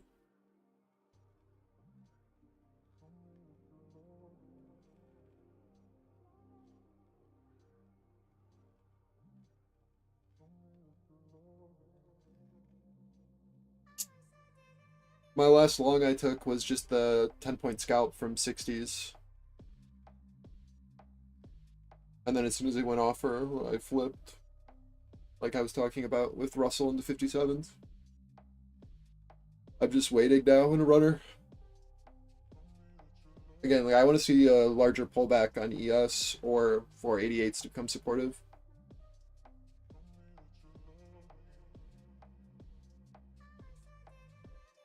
I mean, it's literally the same price action as yesterday, which I absolutely destroyed. So it's like the same trades.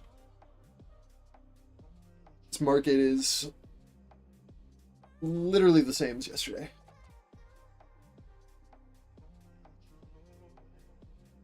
Yeah.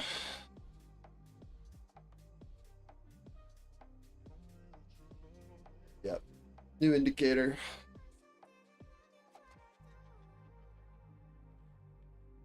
This one is an old indicator though. With these levels, these are just my main levels. But it's something that I had Sam make that I can basically just give you a chain of levels and then you can just copy and paste them and then they'll be anchored to the right of your chart to keep your charts clean.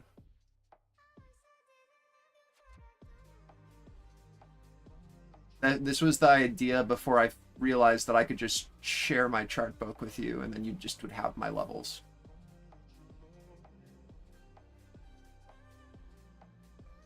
So if you just search simple levels, you'll see it pop up here, an open script. Yep. So like I can just take this chain and Q, and then you just copy and paste that in. But I've been using it because I cannot stand all these lines on my chart, man, going across the entire price action.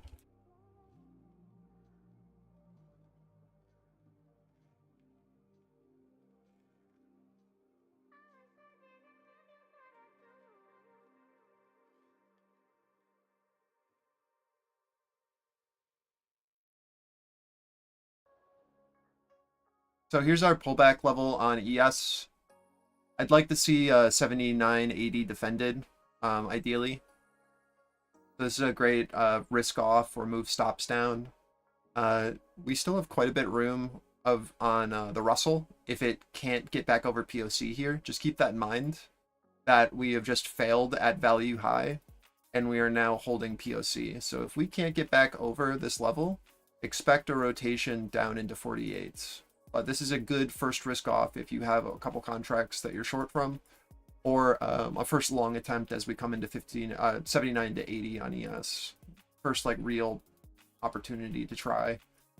The thing that you need to be worried about here on NQ is that if we fail to break back over value here at this 43.45, this is now a failure at value high, right? And what does that mean? Well, that means that if buyers are no longer willing to show an interest at this level, we will rotate back down to previous value, right?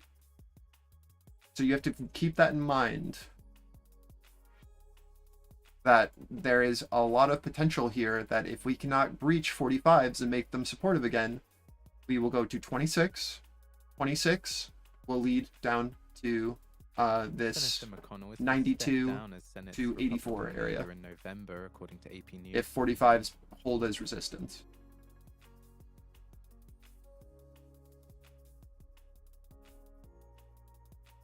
So just keep that in mind as we push into this ES pivot, that you have both Russell and NQ failing to break over value high and have entered back in, basically. So you're really dependent on ES liquidity still being present here at this 80 pivot. So Bitcoin rises 11.58% to $63,299 and hits the highest since November 21st.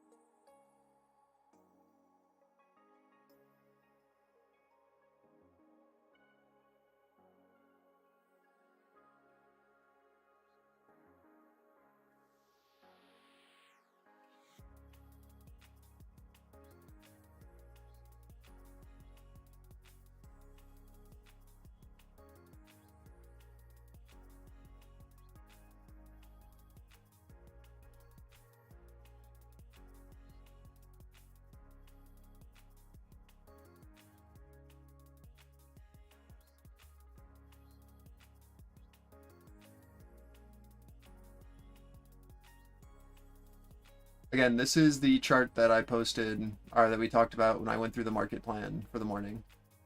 Was the gap fill, immediate seller rejection, and then a retest of our 80s. If 80s become resistance, right, we're going to be looking for a push down.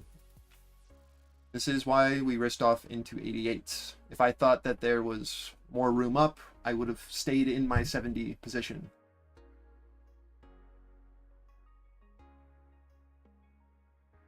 So until 88s become supportive, there's no reason to look for more upside. This pullback buy could potentially be it, but like that, there was a reason why. Like I'm not longing where I took my long off until I see it goes supportive. Should be pretty obvious.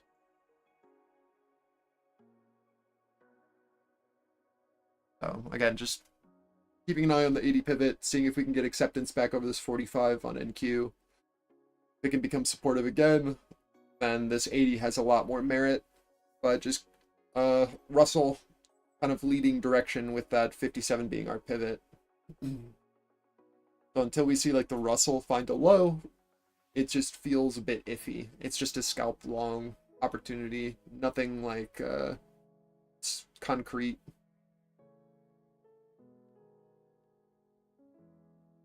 Until we show other indices reclaim.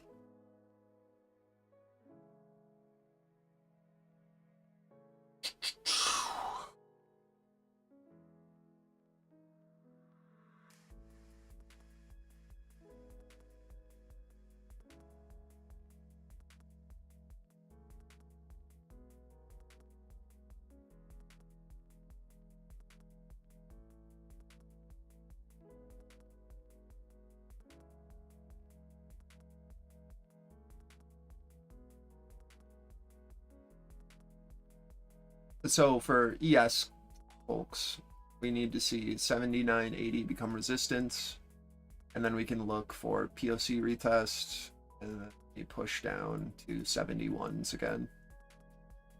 So this is a major pivot.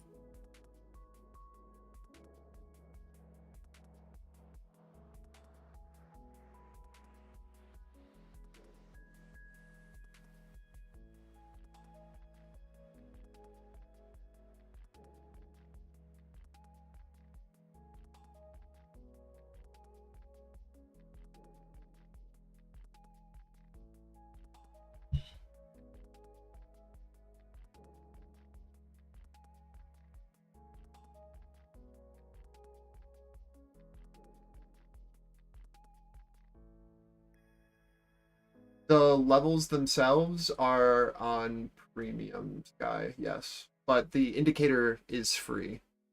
If you just search simple levels, it is a free script. But like my levels and all of that, I mean, you can just copy them off of the stream right now and put them on your own chart. But yeah, the pastes themselves are in premium. Same with my my charts with all the indicators on them.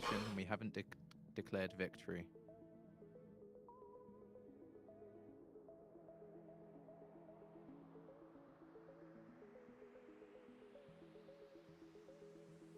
Indicators? Okay.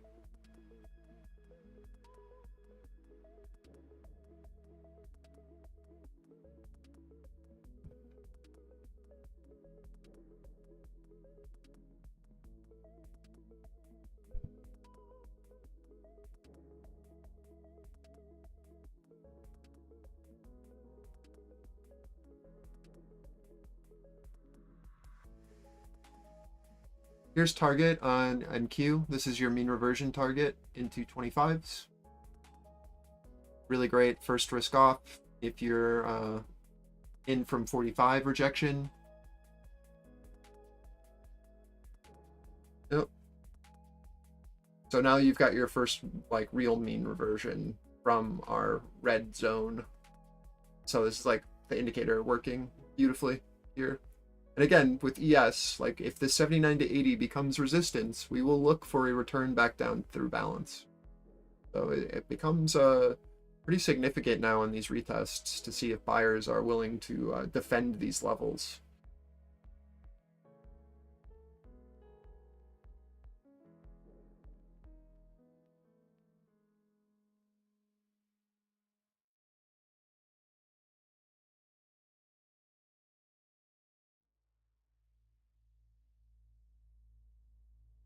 Fed's Bostic says, I expect inflation to continue on the trajectory towards 2%.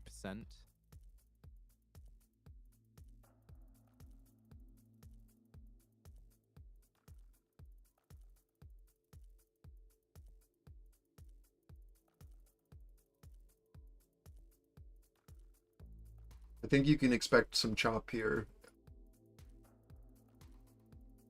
Well, we might need to see the Russell come back up to POC first before you get another leg. This is definitely an opportunity for buyers to try to defend and trap sellers who are getting in the short late. I think it's probably worth keeping a runner on the short side if you have one from higher. But just keep in mind that this area can get a bit volatile, right? If we need this sort of action to happen first.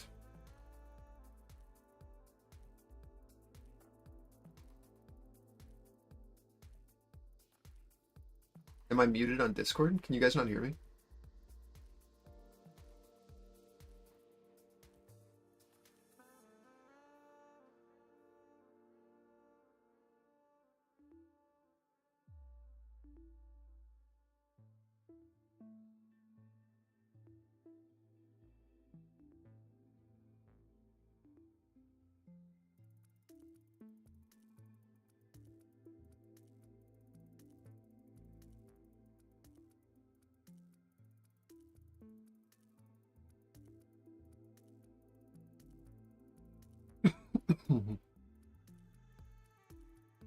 Dude, if I was muted for this entire time, what a blunder.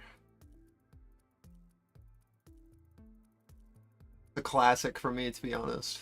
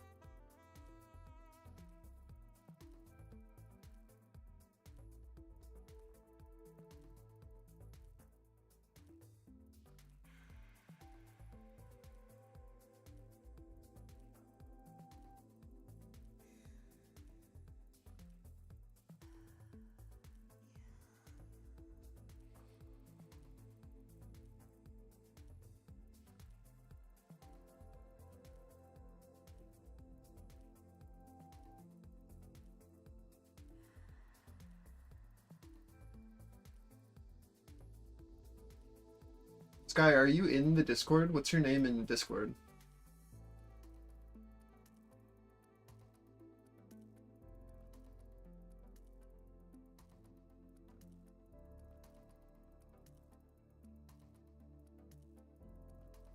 And Fed's Bostic says, I am comfortable being patient on policy.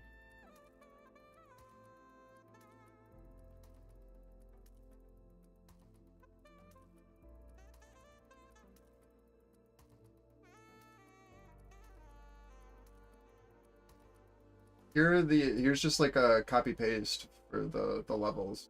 You want them.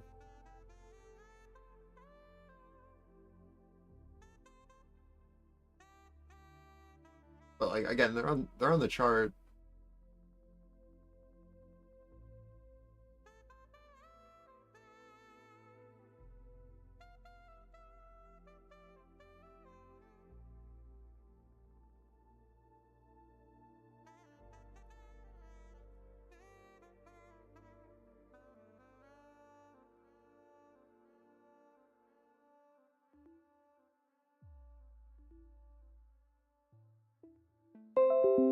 How does he do it? Literally just like basic profiles, guys. Like again, you guys can do this. I believe in you.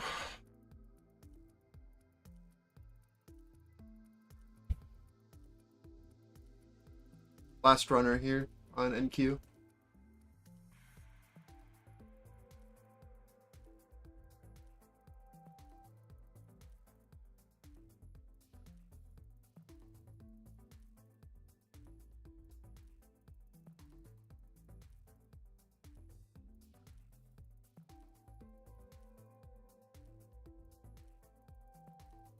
This is ES POC before the shift up.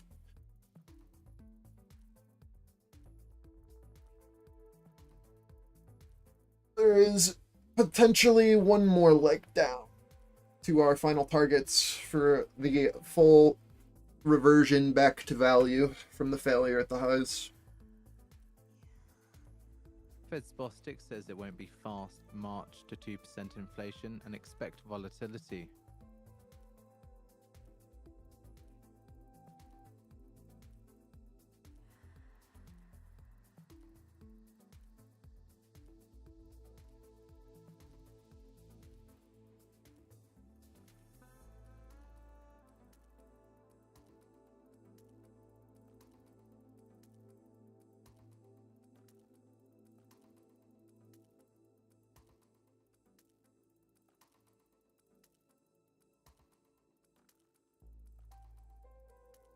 At 12:45 p.m. Eastern Time, we expect comments from Feds Williams, who delivers a keynote remarks at the Long Island Association Regional Economic Briefing.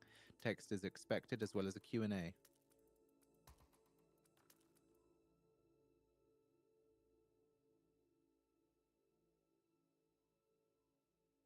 And an S&P Global Ratings report says the US economy bucks the global trend.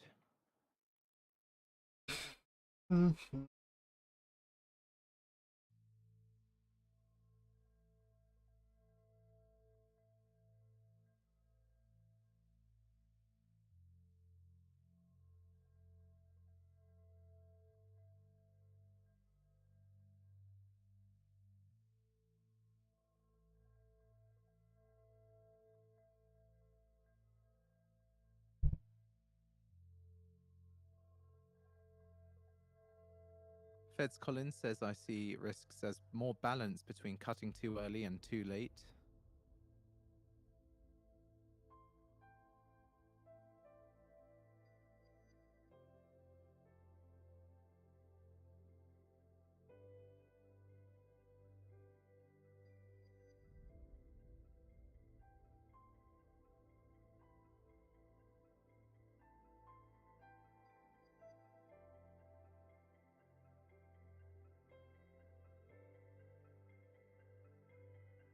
If sellers don't step on the gas here in the next like 30 seconds, there's a large chance that we come back up to test 80s before we get our next leg on ES. And for NQ, it would be 26. So just keep that in mind that we need to see sellers push here, or we will come up to do a reoffer and then go down. Need to see someone step on the gas.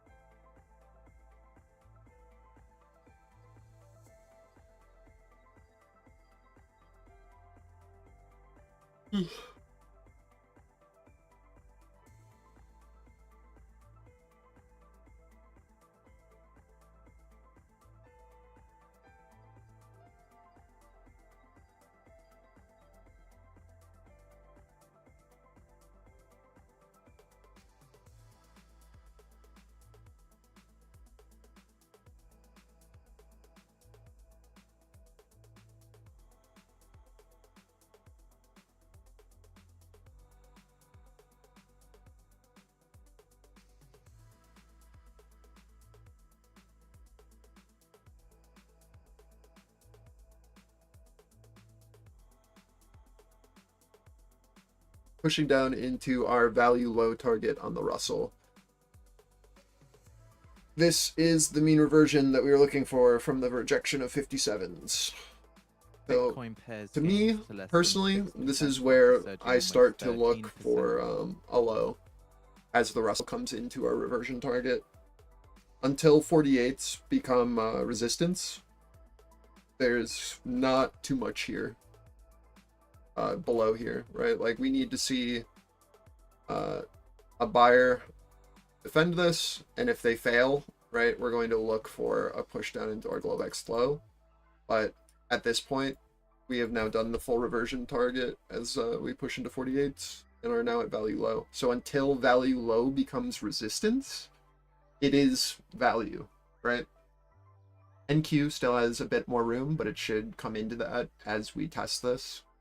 Just keep that in mind that I don't know how abrupt of a liquidity buy there will be here, but it is a great target to start moving your stops down, especially if you've played this full sequence.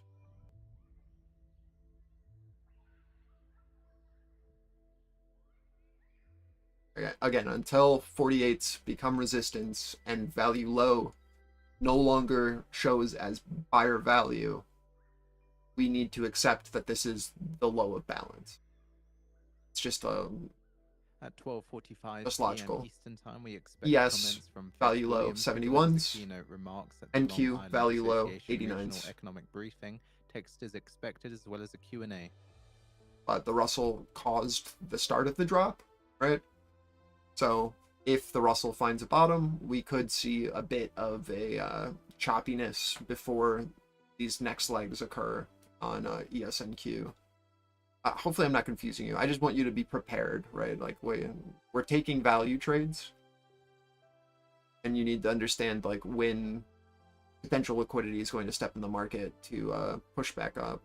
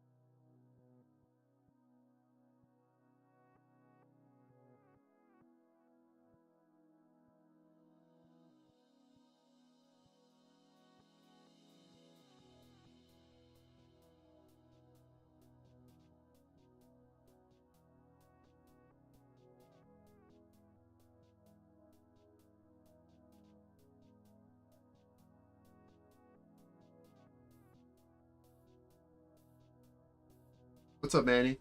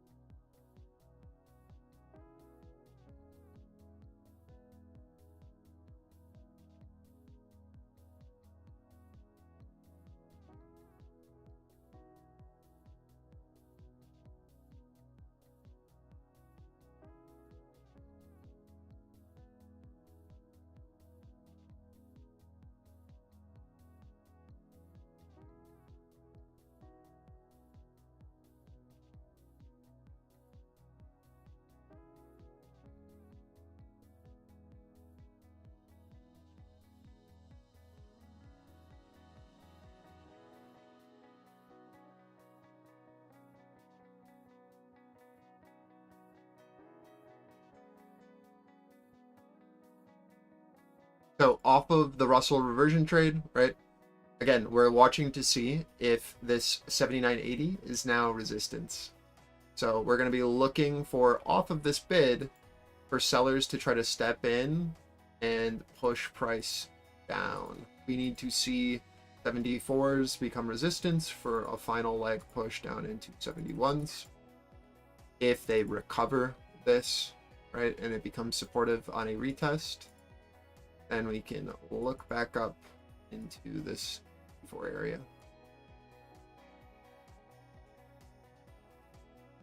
I'm going to delete all of this now that it's fully played out. I just don't like it on my chart.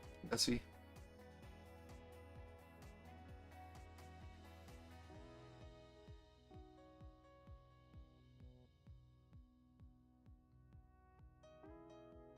Oops.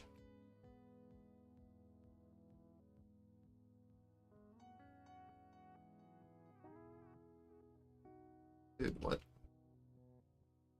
1 minute remaining.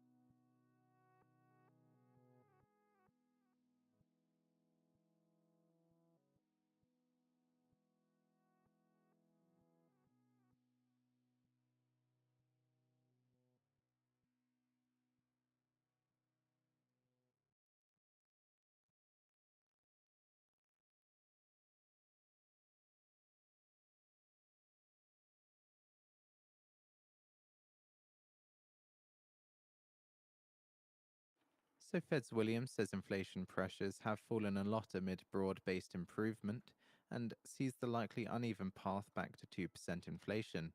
The economy and jobs market is strong and imbalance is waning. Growth at 1.5% this year and unemployment up to around 4%. Inflation to hit 2% to 2.25% this year, 2% in 2025. Fed's Williams says risks to Fed job and inflation mandates are moving into better balance, and current 3.7% unemployment rate are around long-term level.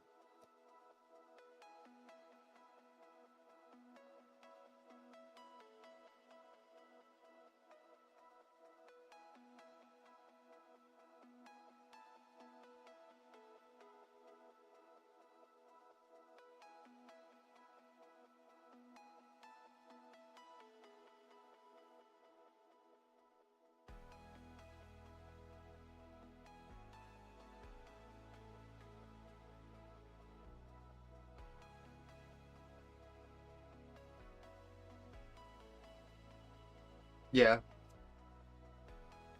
If we can if POC becomes supportive, you'll go back up to 26 for reoffer.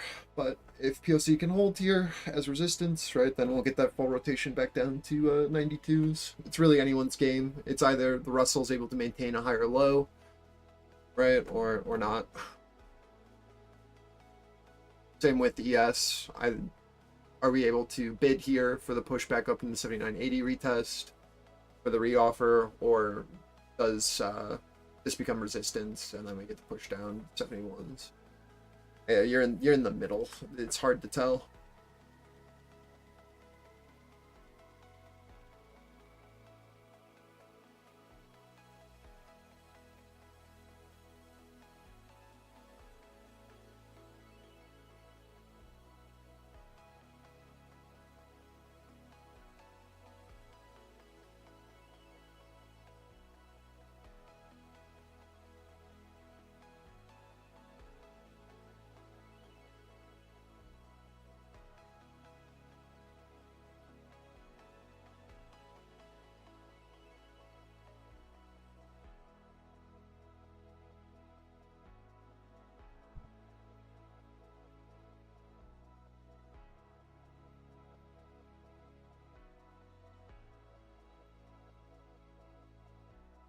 I think as long as Russell's bidding off of 50s, that'll probably be a pretty easy sign to let us know which direction.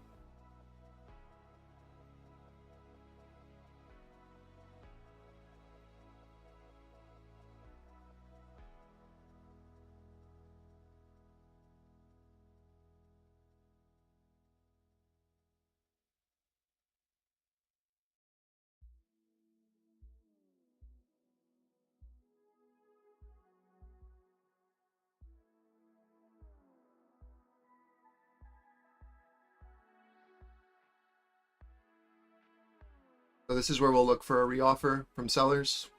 Push back into our 26 on NQ. And into our 79.80 on ES. Russell into our anchored VWAP here.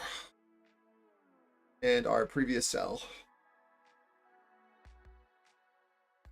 So if you longed off of the Russell low or ESPOC shift, right, this is your risk off target until we show 80s as supportive again.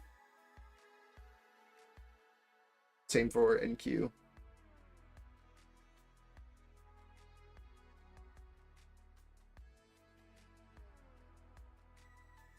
If you're short from higher, great place to attempt to re-add or average down on your position.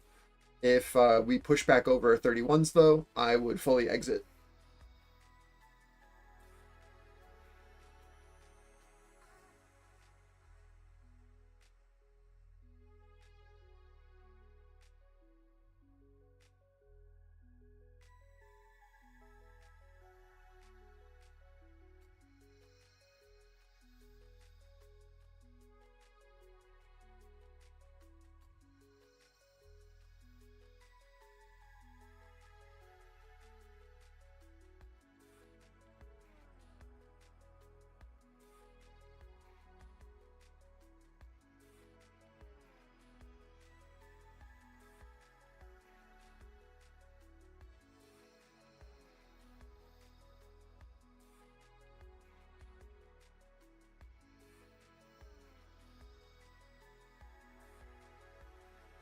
Fed's Collins says we expect we will see more of a decline in reserves and will be paying attention to what point it might be appropriate to revisit quantitative tightening.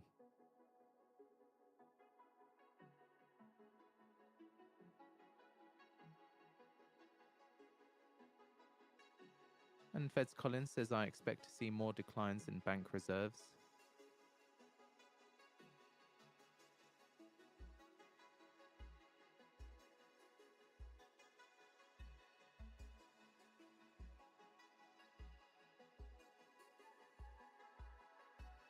Minesweeper of all games.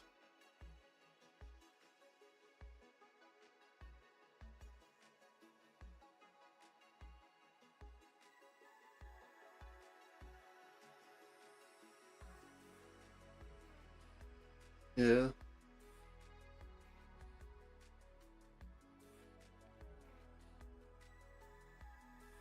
Did they get rid of the pinball game on Windows? That was the best one. I haven't played Minesweeper in forever. I just remember that has been gone. Okay. What is that?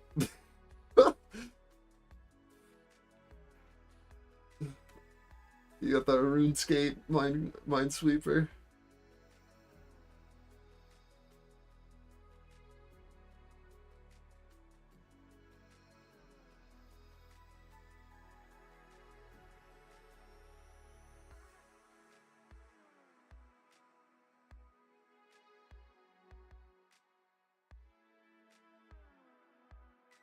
Who knew that Minesweeper could get a patch? Holy shit.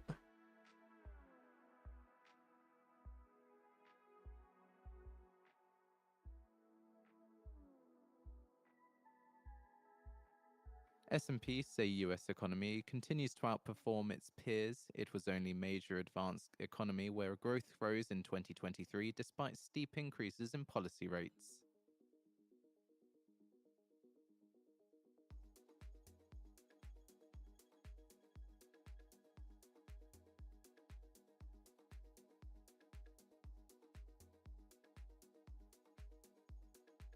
There we go.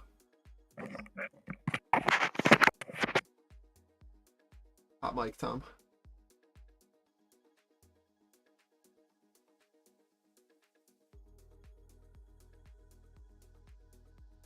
That is definitely Rory's Dom.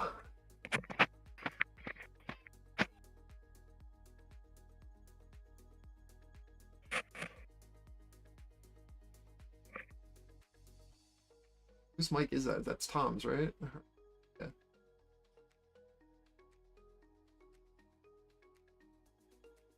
My bad. Oh, I'm you're sorry. good.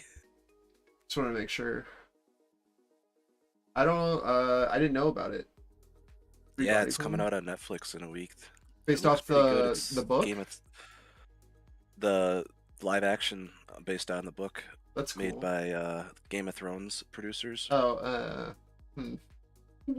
Yeah, if they follow the books like they did the early seasons of Game of Yeah. Thrones, maybe it's okay. But it's got a lot of the same actors in it too. I'll give it a try for sure. I watched Shogun last night. That looks like it has a lot of potential. The first 2 episodes are pretty solid. I didn't even know about that. Shogun looks looking good. Yeah, it's got Davos and Sam Telly in it. Yeah, I'll definitely check it out. Yeah, watch the trailer. It's pretty good. Shogun. I gotta look that up now. Is that live action or anime? It's live. It's on FX. I started Masters of Air, but I couldn't get into it as much as Band of Brothers. I'm gonna give it another shot. I think I got to episode 2 and was just like, eh. It doesn't have the same energy in the planes as like Band of Brothers, right? Hard. Okay, I'll keep going. Like, it's definitely not a bad show. I just don't have as much interest in like Dogfight.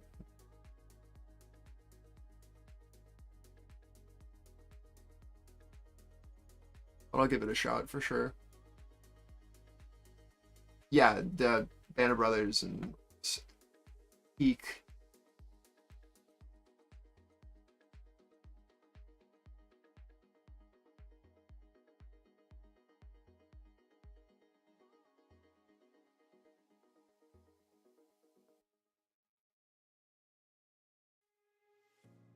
Holding tight while it lasted. I thought that we were forever. I didn't know any better. Took a second chance, trusted you again. I feel shattered. Broken strings 'cause you play me like a violin. Shame on me for all your 7 deadly sins. Had it all but you craved attention. Drowning in your own reflection. Put me down just to see me get back up again. 6 feet under and you're ready to give all the pain. If I was your new addition, you make me part of your equation. Shattered from the Nah, I said I'll stop out at over 31s. Because then we'll just go back up to value high, and then I might as well just re-short 45s.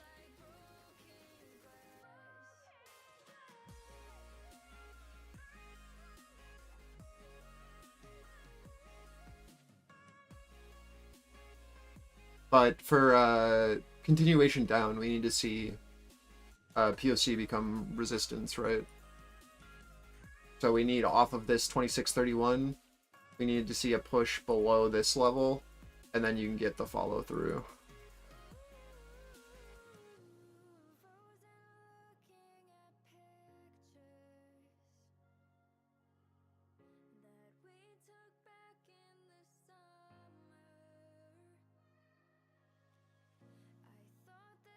It's the same thing for ES, right? Like if ES gets back over 80s and it shows as supportive, like we're gonna go back up the value high. But like this is a very major pivot for ES. And then we'll just go up to 83, 84s again. If 80s become supportive, it's... But as long as we're maintaining this, this is my path I have.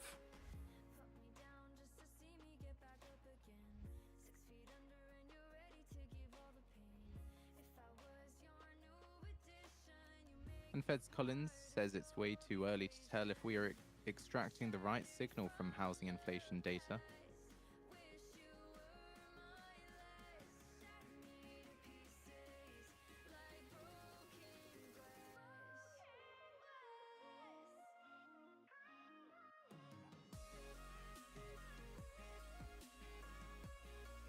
Feds Williams says the Fed is likely to cut rates later this year. Dude, Williams better not say something bullish.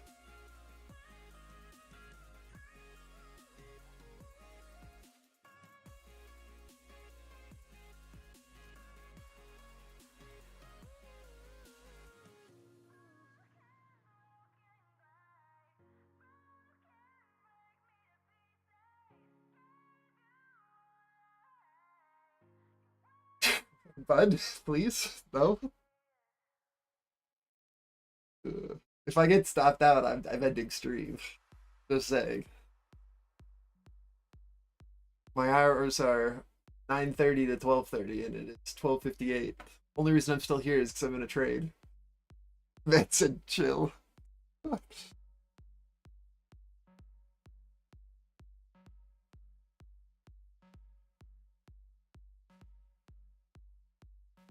I worked till like 12:30 p.m. yesterday from 9:30 open.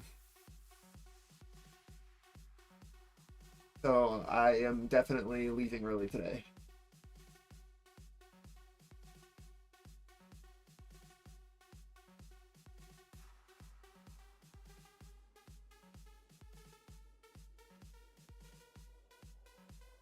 After I got off market yesterday at 4, I had a meeting with the TFC guys, and then I had an indicators meeting from 6 to like 9:30 p.m. And then I worked on the indicator from 9:30 to 12:30. We see balance of supply and demand on the global oil market, and Russian oil and gas condensate production is expected in the range of 500. And then watched 2 episodes of Shogun till 2 a.m. and then passed out. The increase of Russian oil and oil products exports in the OPEC Plus deal is Was it good, Tom? And the main thing is getting like amazing reviews daily. I'm super excited. Did you get the bucket, man? That's the real question.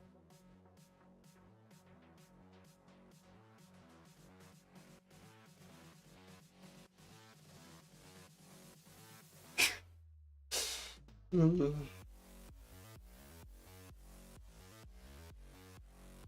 only reason I'm not bringing that up to I'm just saying, like, I'm super excited about this new indicator, guys. So I just am like really trying to make it as best as possible.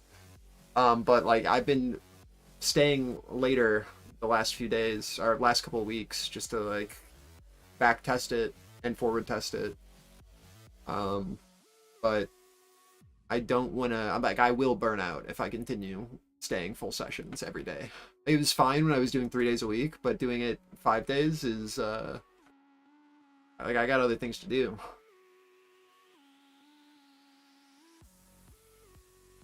It's our 50 test on the Russell. Pandemic aftermath is still affecting the economy, but I'm optimistic. Surely we played this all the way up and then all the way down together, right, guys?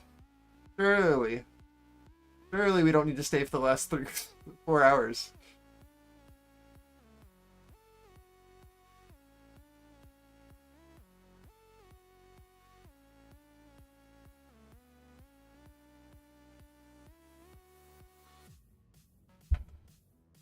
Dude, we played from 71s back up to 88s and then shorted 60s down. So yeah, Novak says you know, it's both too early to ways. speak about OPEC Plus output plans for April.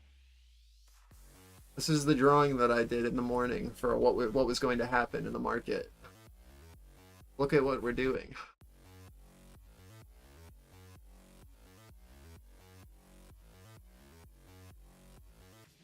Huge squiggle.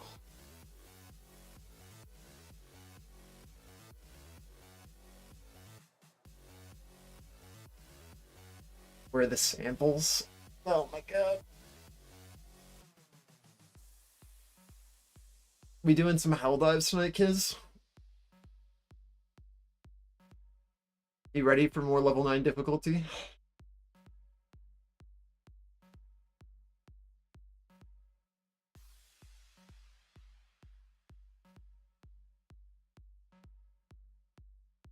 Yeah, I do 3 days for you guys free, and then on the days that I'm not streaming publicly, I'm in Discord on a private stream.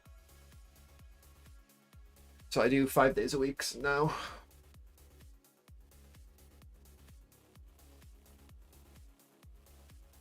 Yeah, dude, the power leveling, Adrian, is rough. It's easy to burn out. You just gotta do some hell dive difficulty with us. Get back into it. I definitely feel you though. Now having power leveled like 3 different people doing exterminate only, it definitely ruins the game.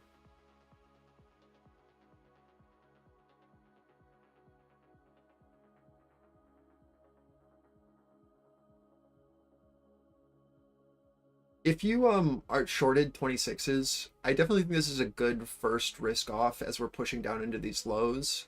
We need to see the Russell below 2050. Again, like this pivot here that we're at is incredibly important. And if we bounce again, we could be here for another 30 minutes. So like either we push below 50s here in the next couple seconds, or we could be balanced here for quite some time. So just like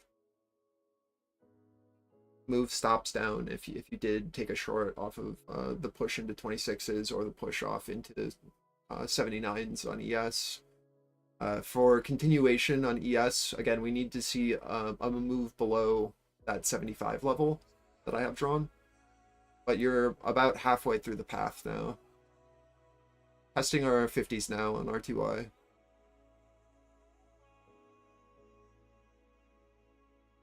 Just move stops down as we retest these lows.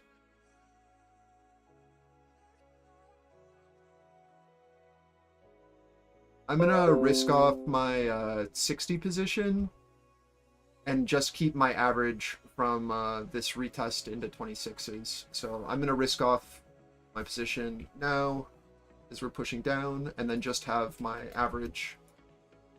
So I'm now just in at 22.50 off this high, and I'll be looking for the continuation, but I'm more than happy to stop out of this trade break even.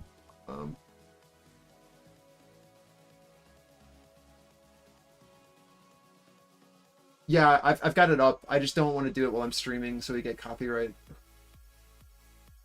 I'll watch it as soon as I get off, Tom.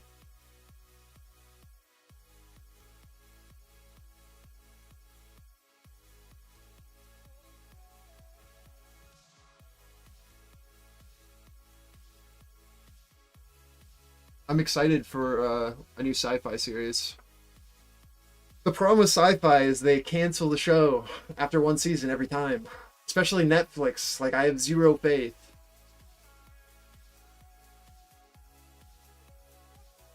Every good sci-fi show they've canceled after one season.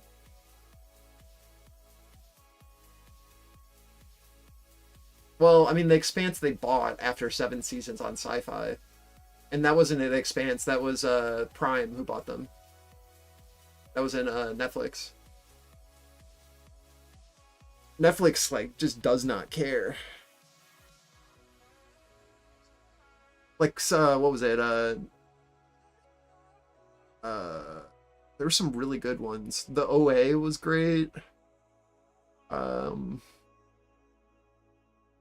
Sixth Sense. What was it called? Can't even remember. That show was sick.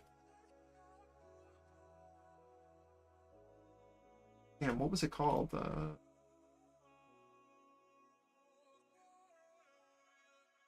Dark was really good. Foundation is not terrible.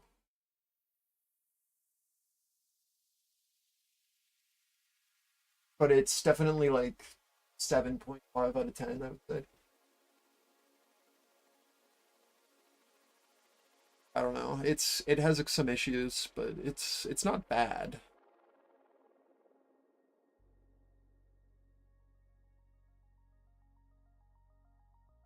It's hard with that book series because so much of it was like it's very similar to Dune, where like a lot of it was like internal dialogue and a lot of like philosophical like meandering and not like storytelling. I don't know how to. It's hard to do those kind of shows. It's like how do you do? Yeah, Korea's got some good stuff. They're always the thrillers. They're so good at the thriller genre. No one's better than Korea.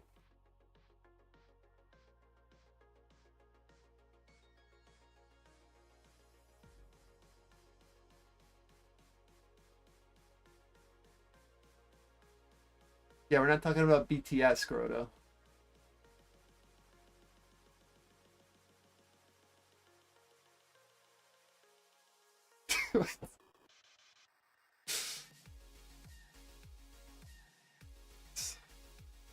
I just am assuming that you're a K-pop stan with your love for Taylor Swift.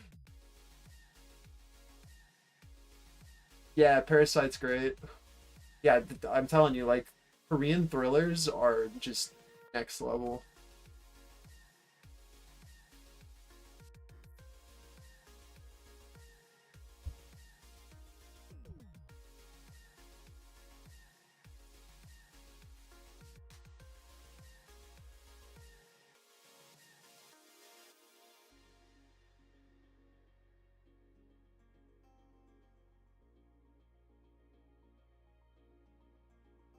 Death Love and Robots was good, but the last season was not great.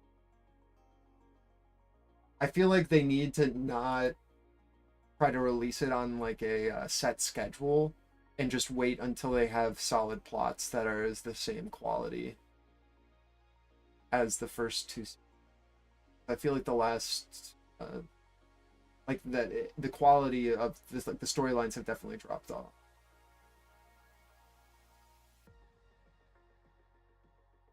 But like it's still worth watching.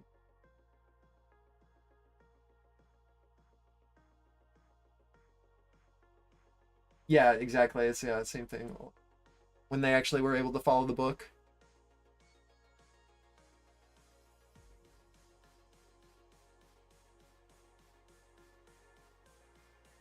When I'm gonna close Grotto, I'm closing into my target here of ETH low, and then I'm leaving.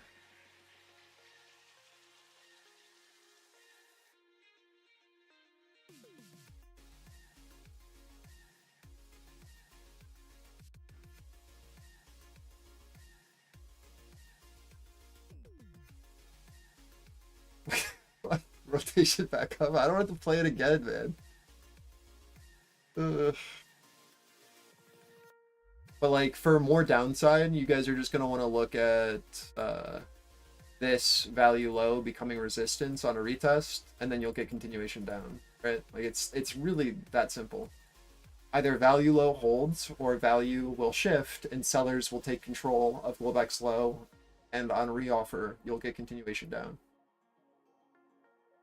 Same thing with our Russell pivot here. Either value persists or it will become resistance on a retest, which will give you your next leg down.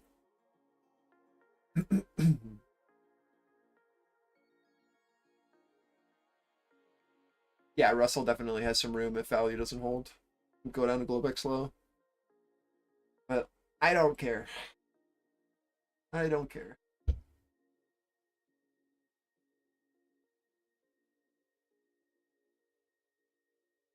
Russell will double bottom for the next 30 minutes before this trade works.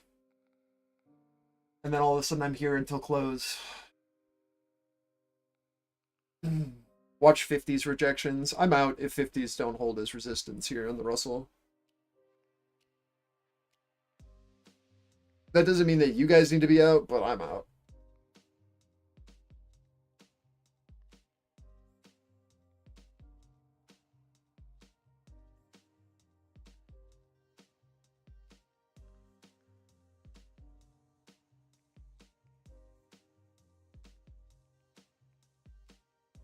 Rhoda, you better pray that we don't make 50 supportive again.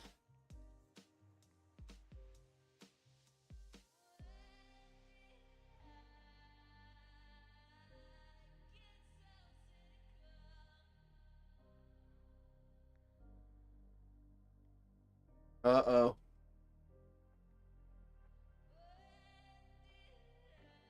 Uh-oh. Keep slapping it.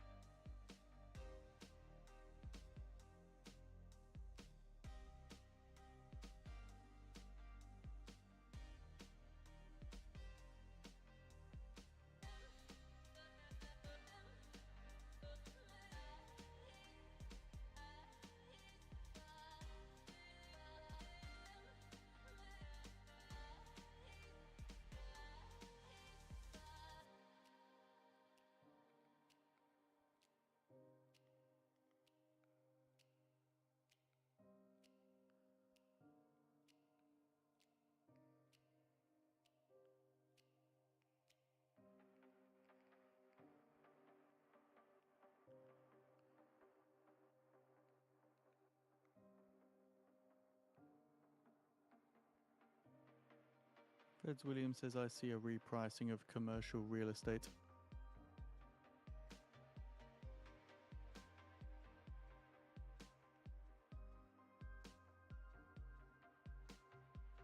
Says it will take years for commercial real estate to adjust to a new reality.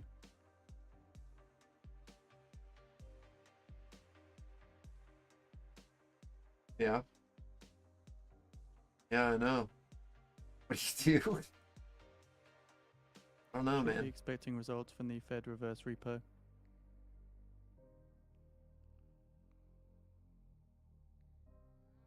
Here's our retest. We'll see if it's supportive or not.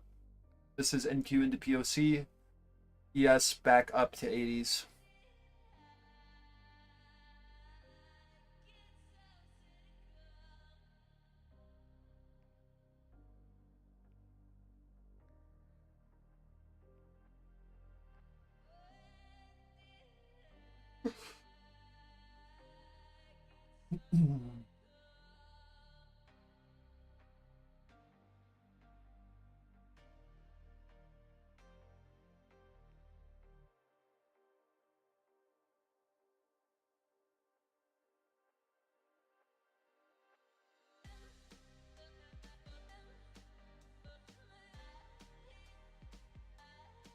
$87 counterparties take $569.855 billion at the Fed reverse repo. I don't know where you shorted earlier, bud.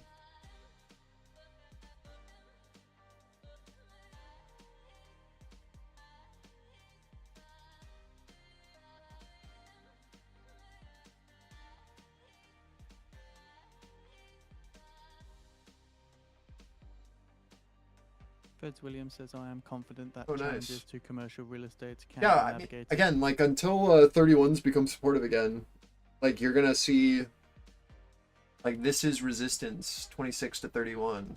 You need to show this as supportive again for a push to value high.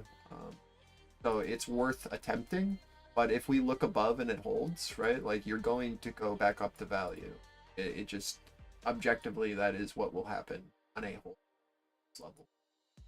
But until then, like it is resist. I'm stopped out of this trade, by the way. As soon as 50's held, I'm not lying to you. So I'm just here to be here right now. But Like, understand, like, Russell double bottoms are incredibly common, and until we see this push below, you now have this as an oscillation to work with.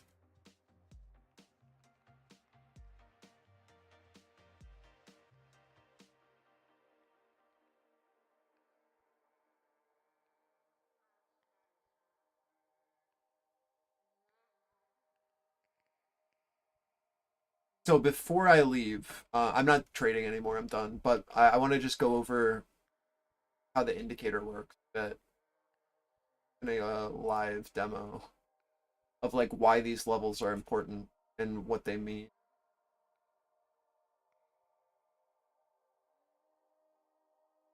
So I built this out last night.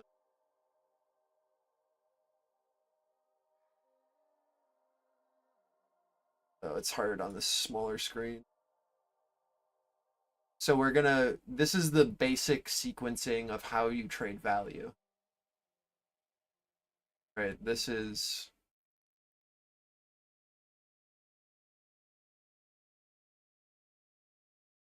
balance.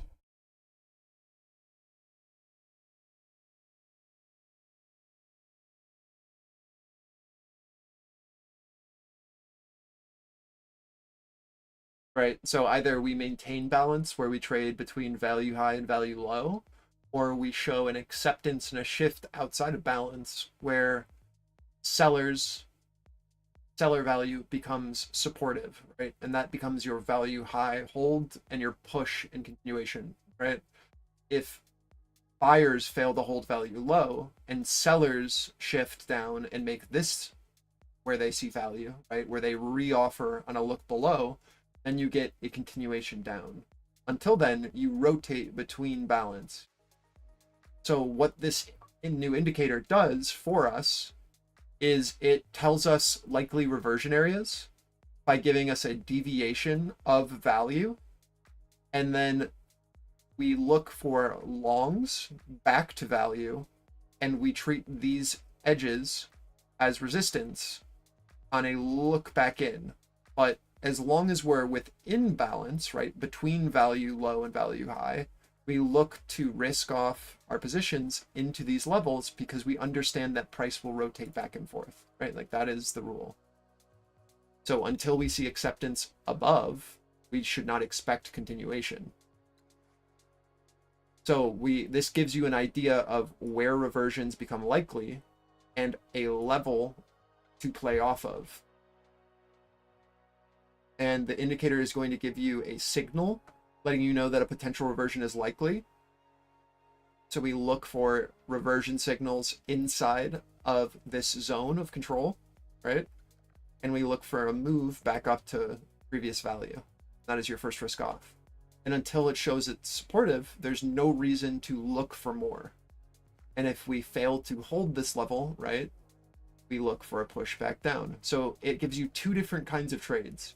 Either trades outside of value to a mean reversion back to value, or levels to look for reversions and then continuation outside, right? So like these are the reversion trades to value. You get your signal, you get your move back up to our value low, it shows as resistance, and we get our push down. So that is either a long entry on the reversion signal or a short entry on the return back to our value resistance or push down, right?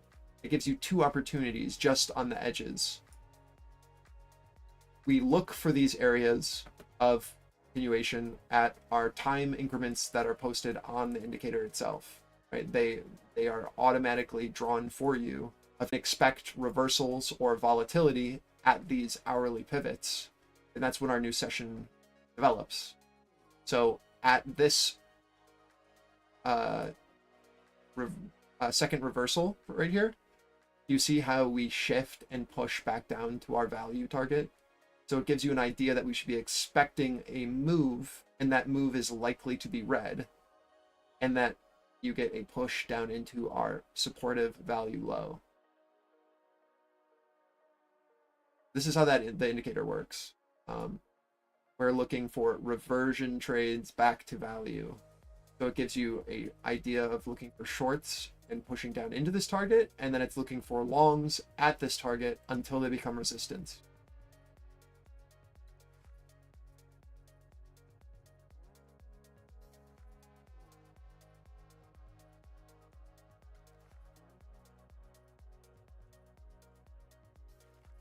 For some reason,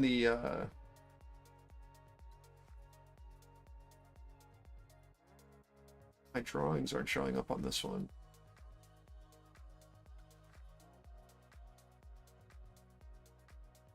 Don't know why.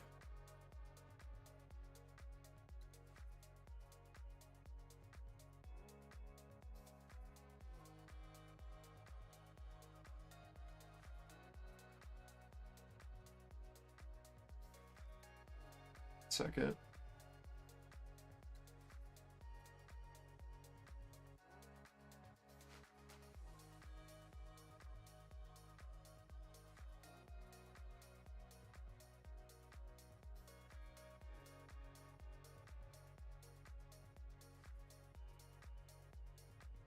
What? They're just like invisible?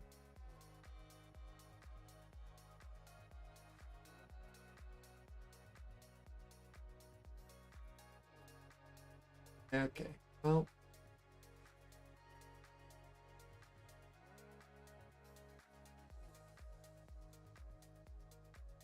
Here is an example of not reversions, but return to balance trades that you can take using basic profile setups.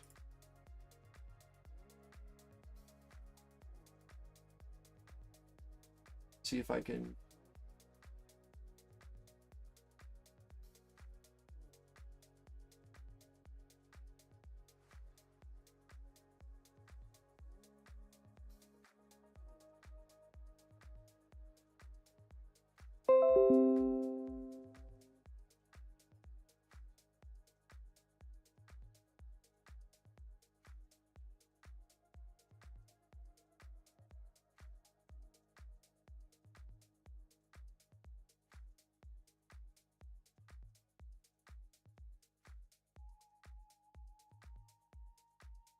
So this is a trade where we recover our value low, just as I have drawn here.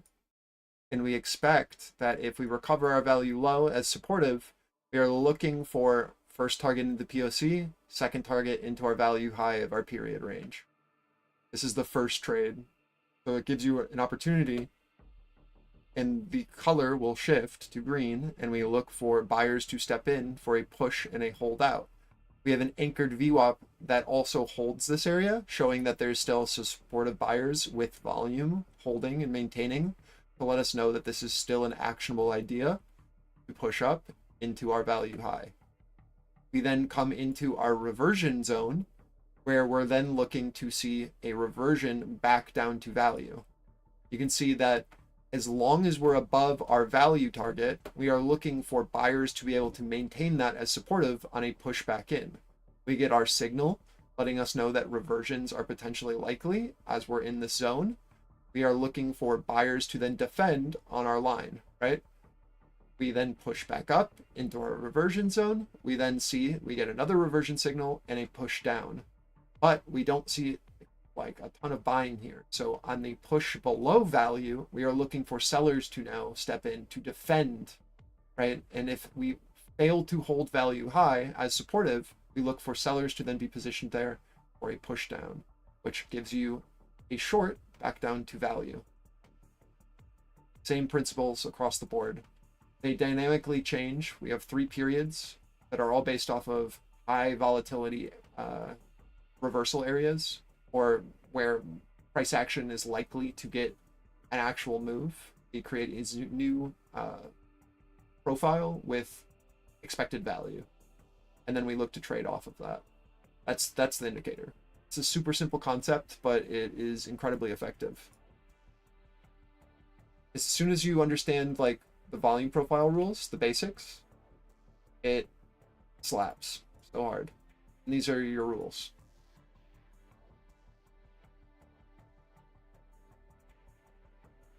This will be out this week.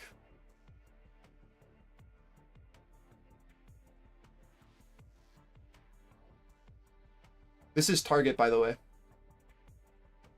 Hold of our 2631, push into 4345 on NQ. Hold of 80s, push to our 84. So you're just back up to value highs here. This is why I said I was out of my short. So this is the long target. Until you breach and hold over 45s, there is no more long. You need to now see this become supportive. If 45s show as supportive, you can look for a pushback up to 60s. Or ES, if value high becomes supportive, right? Same as before. Idea is for a push up to 88s. If 88s show as supportive, push to 90.5, 93. Until then, this is just a return back up to our balance high.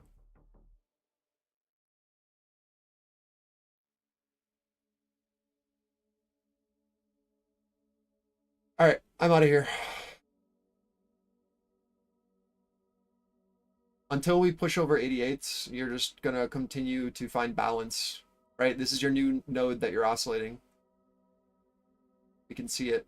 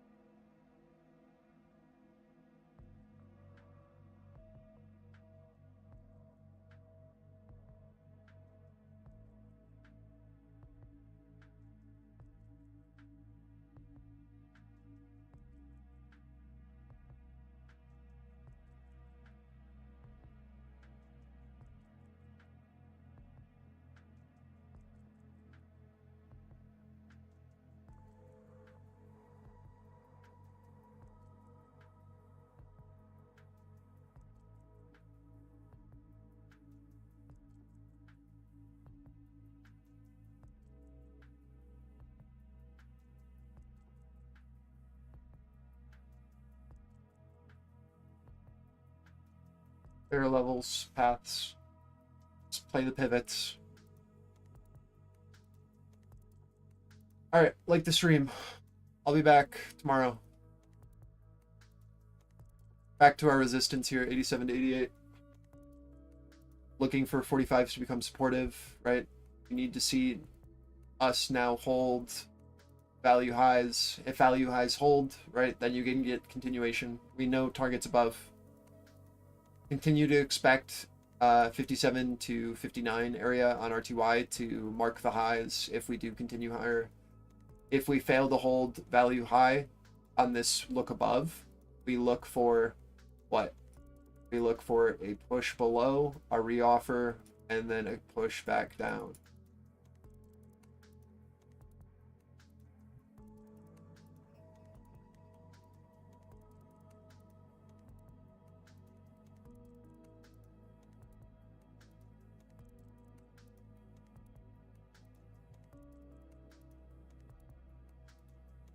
All right. Goodbye, guys.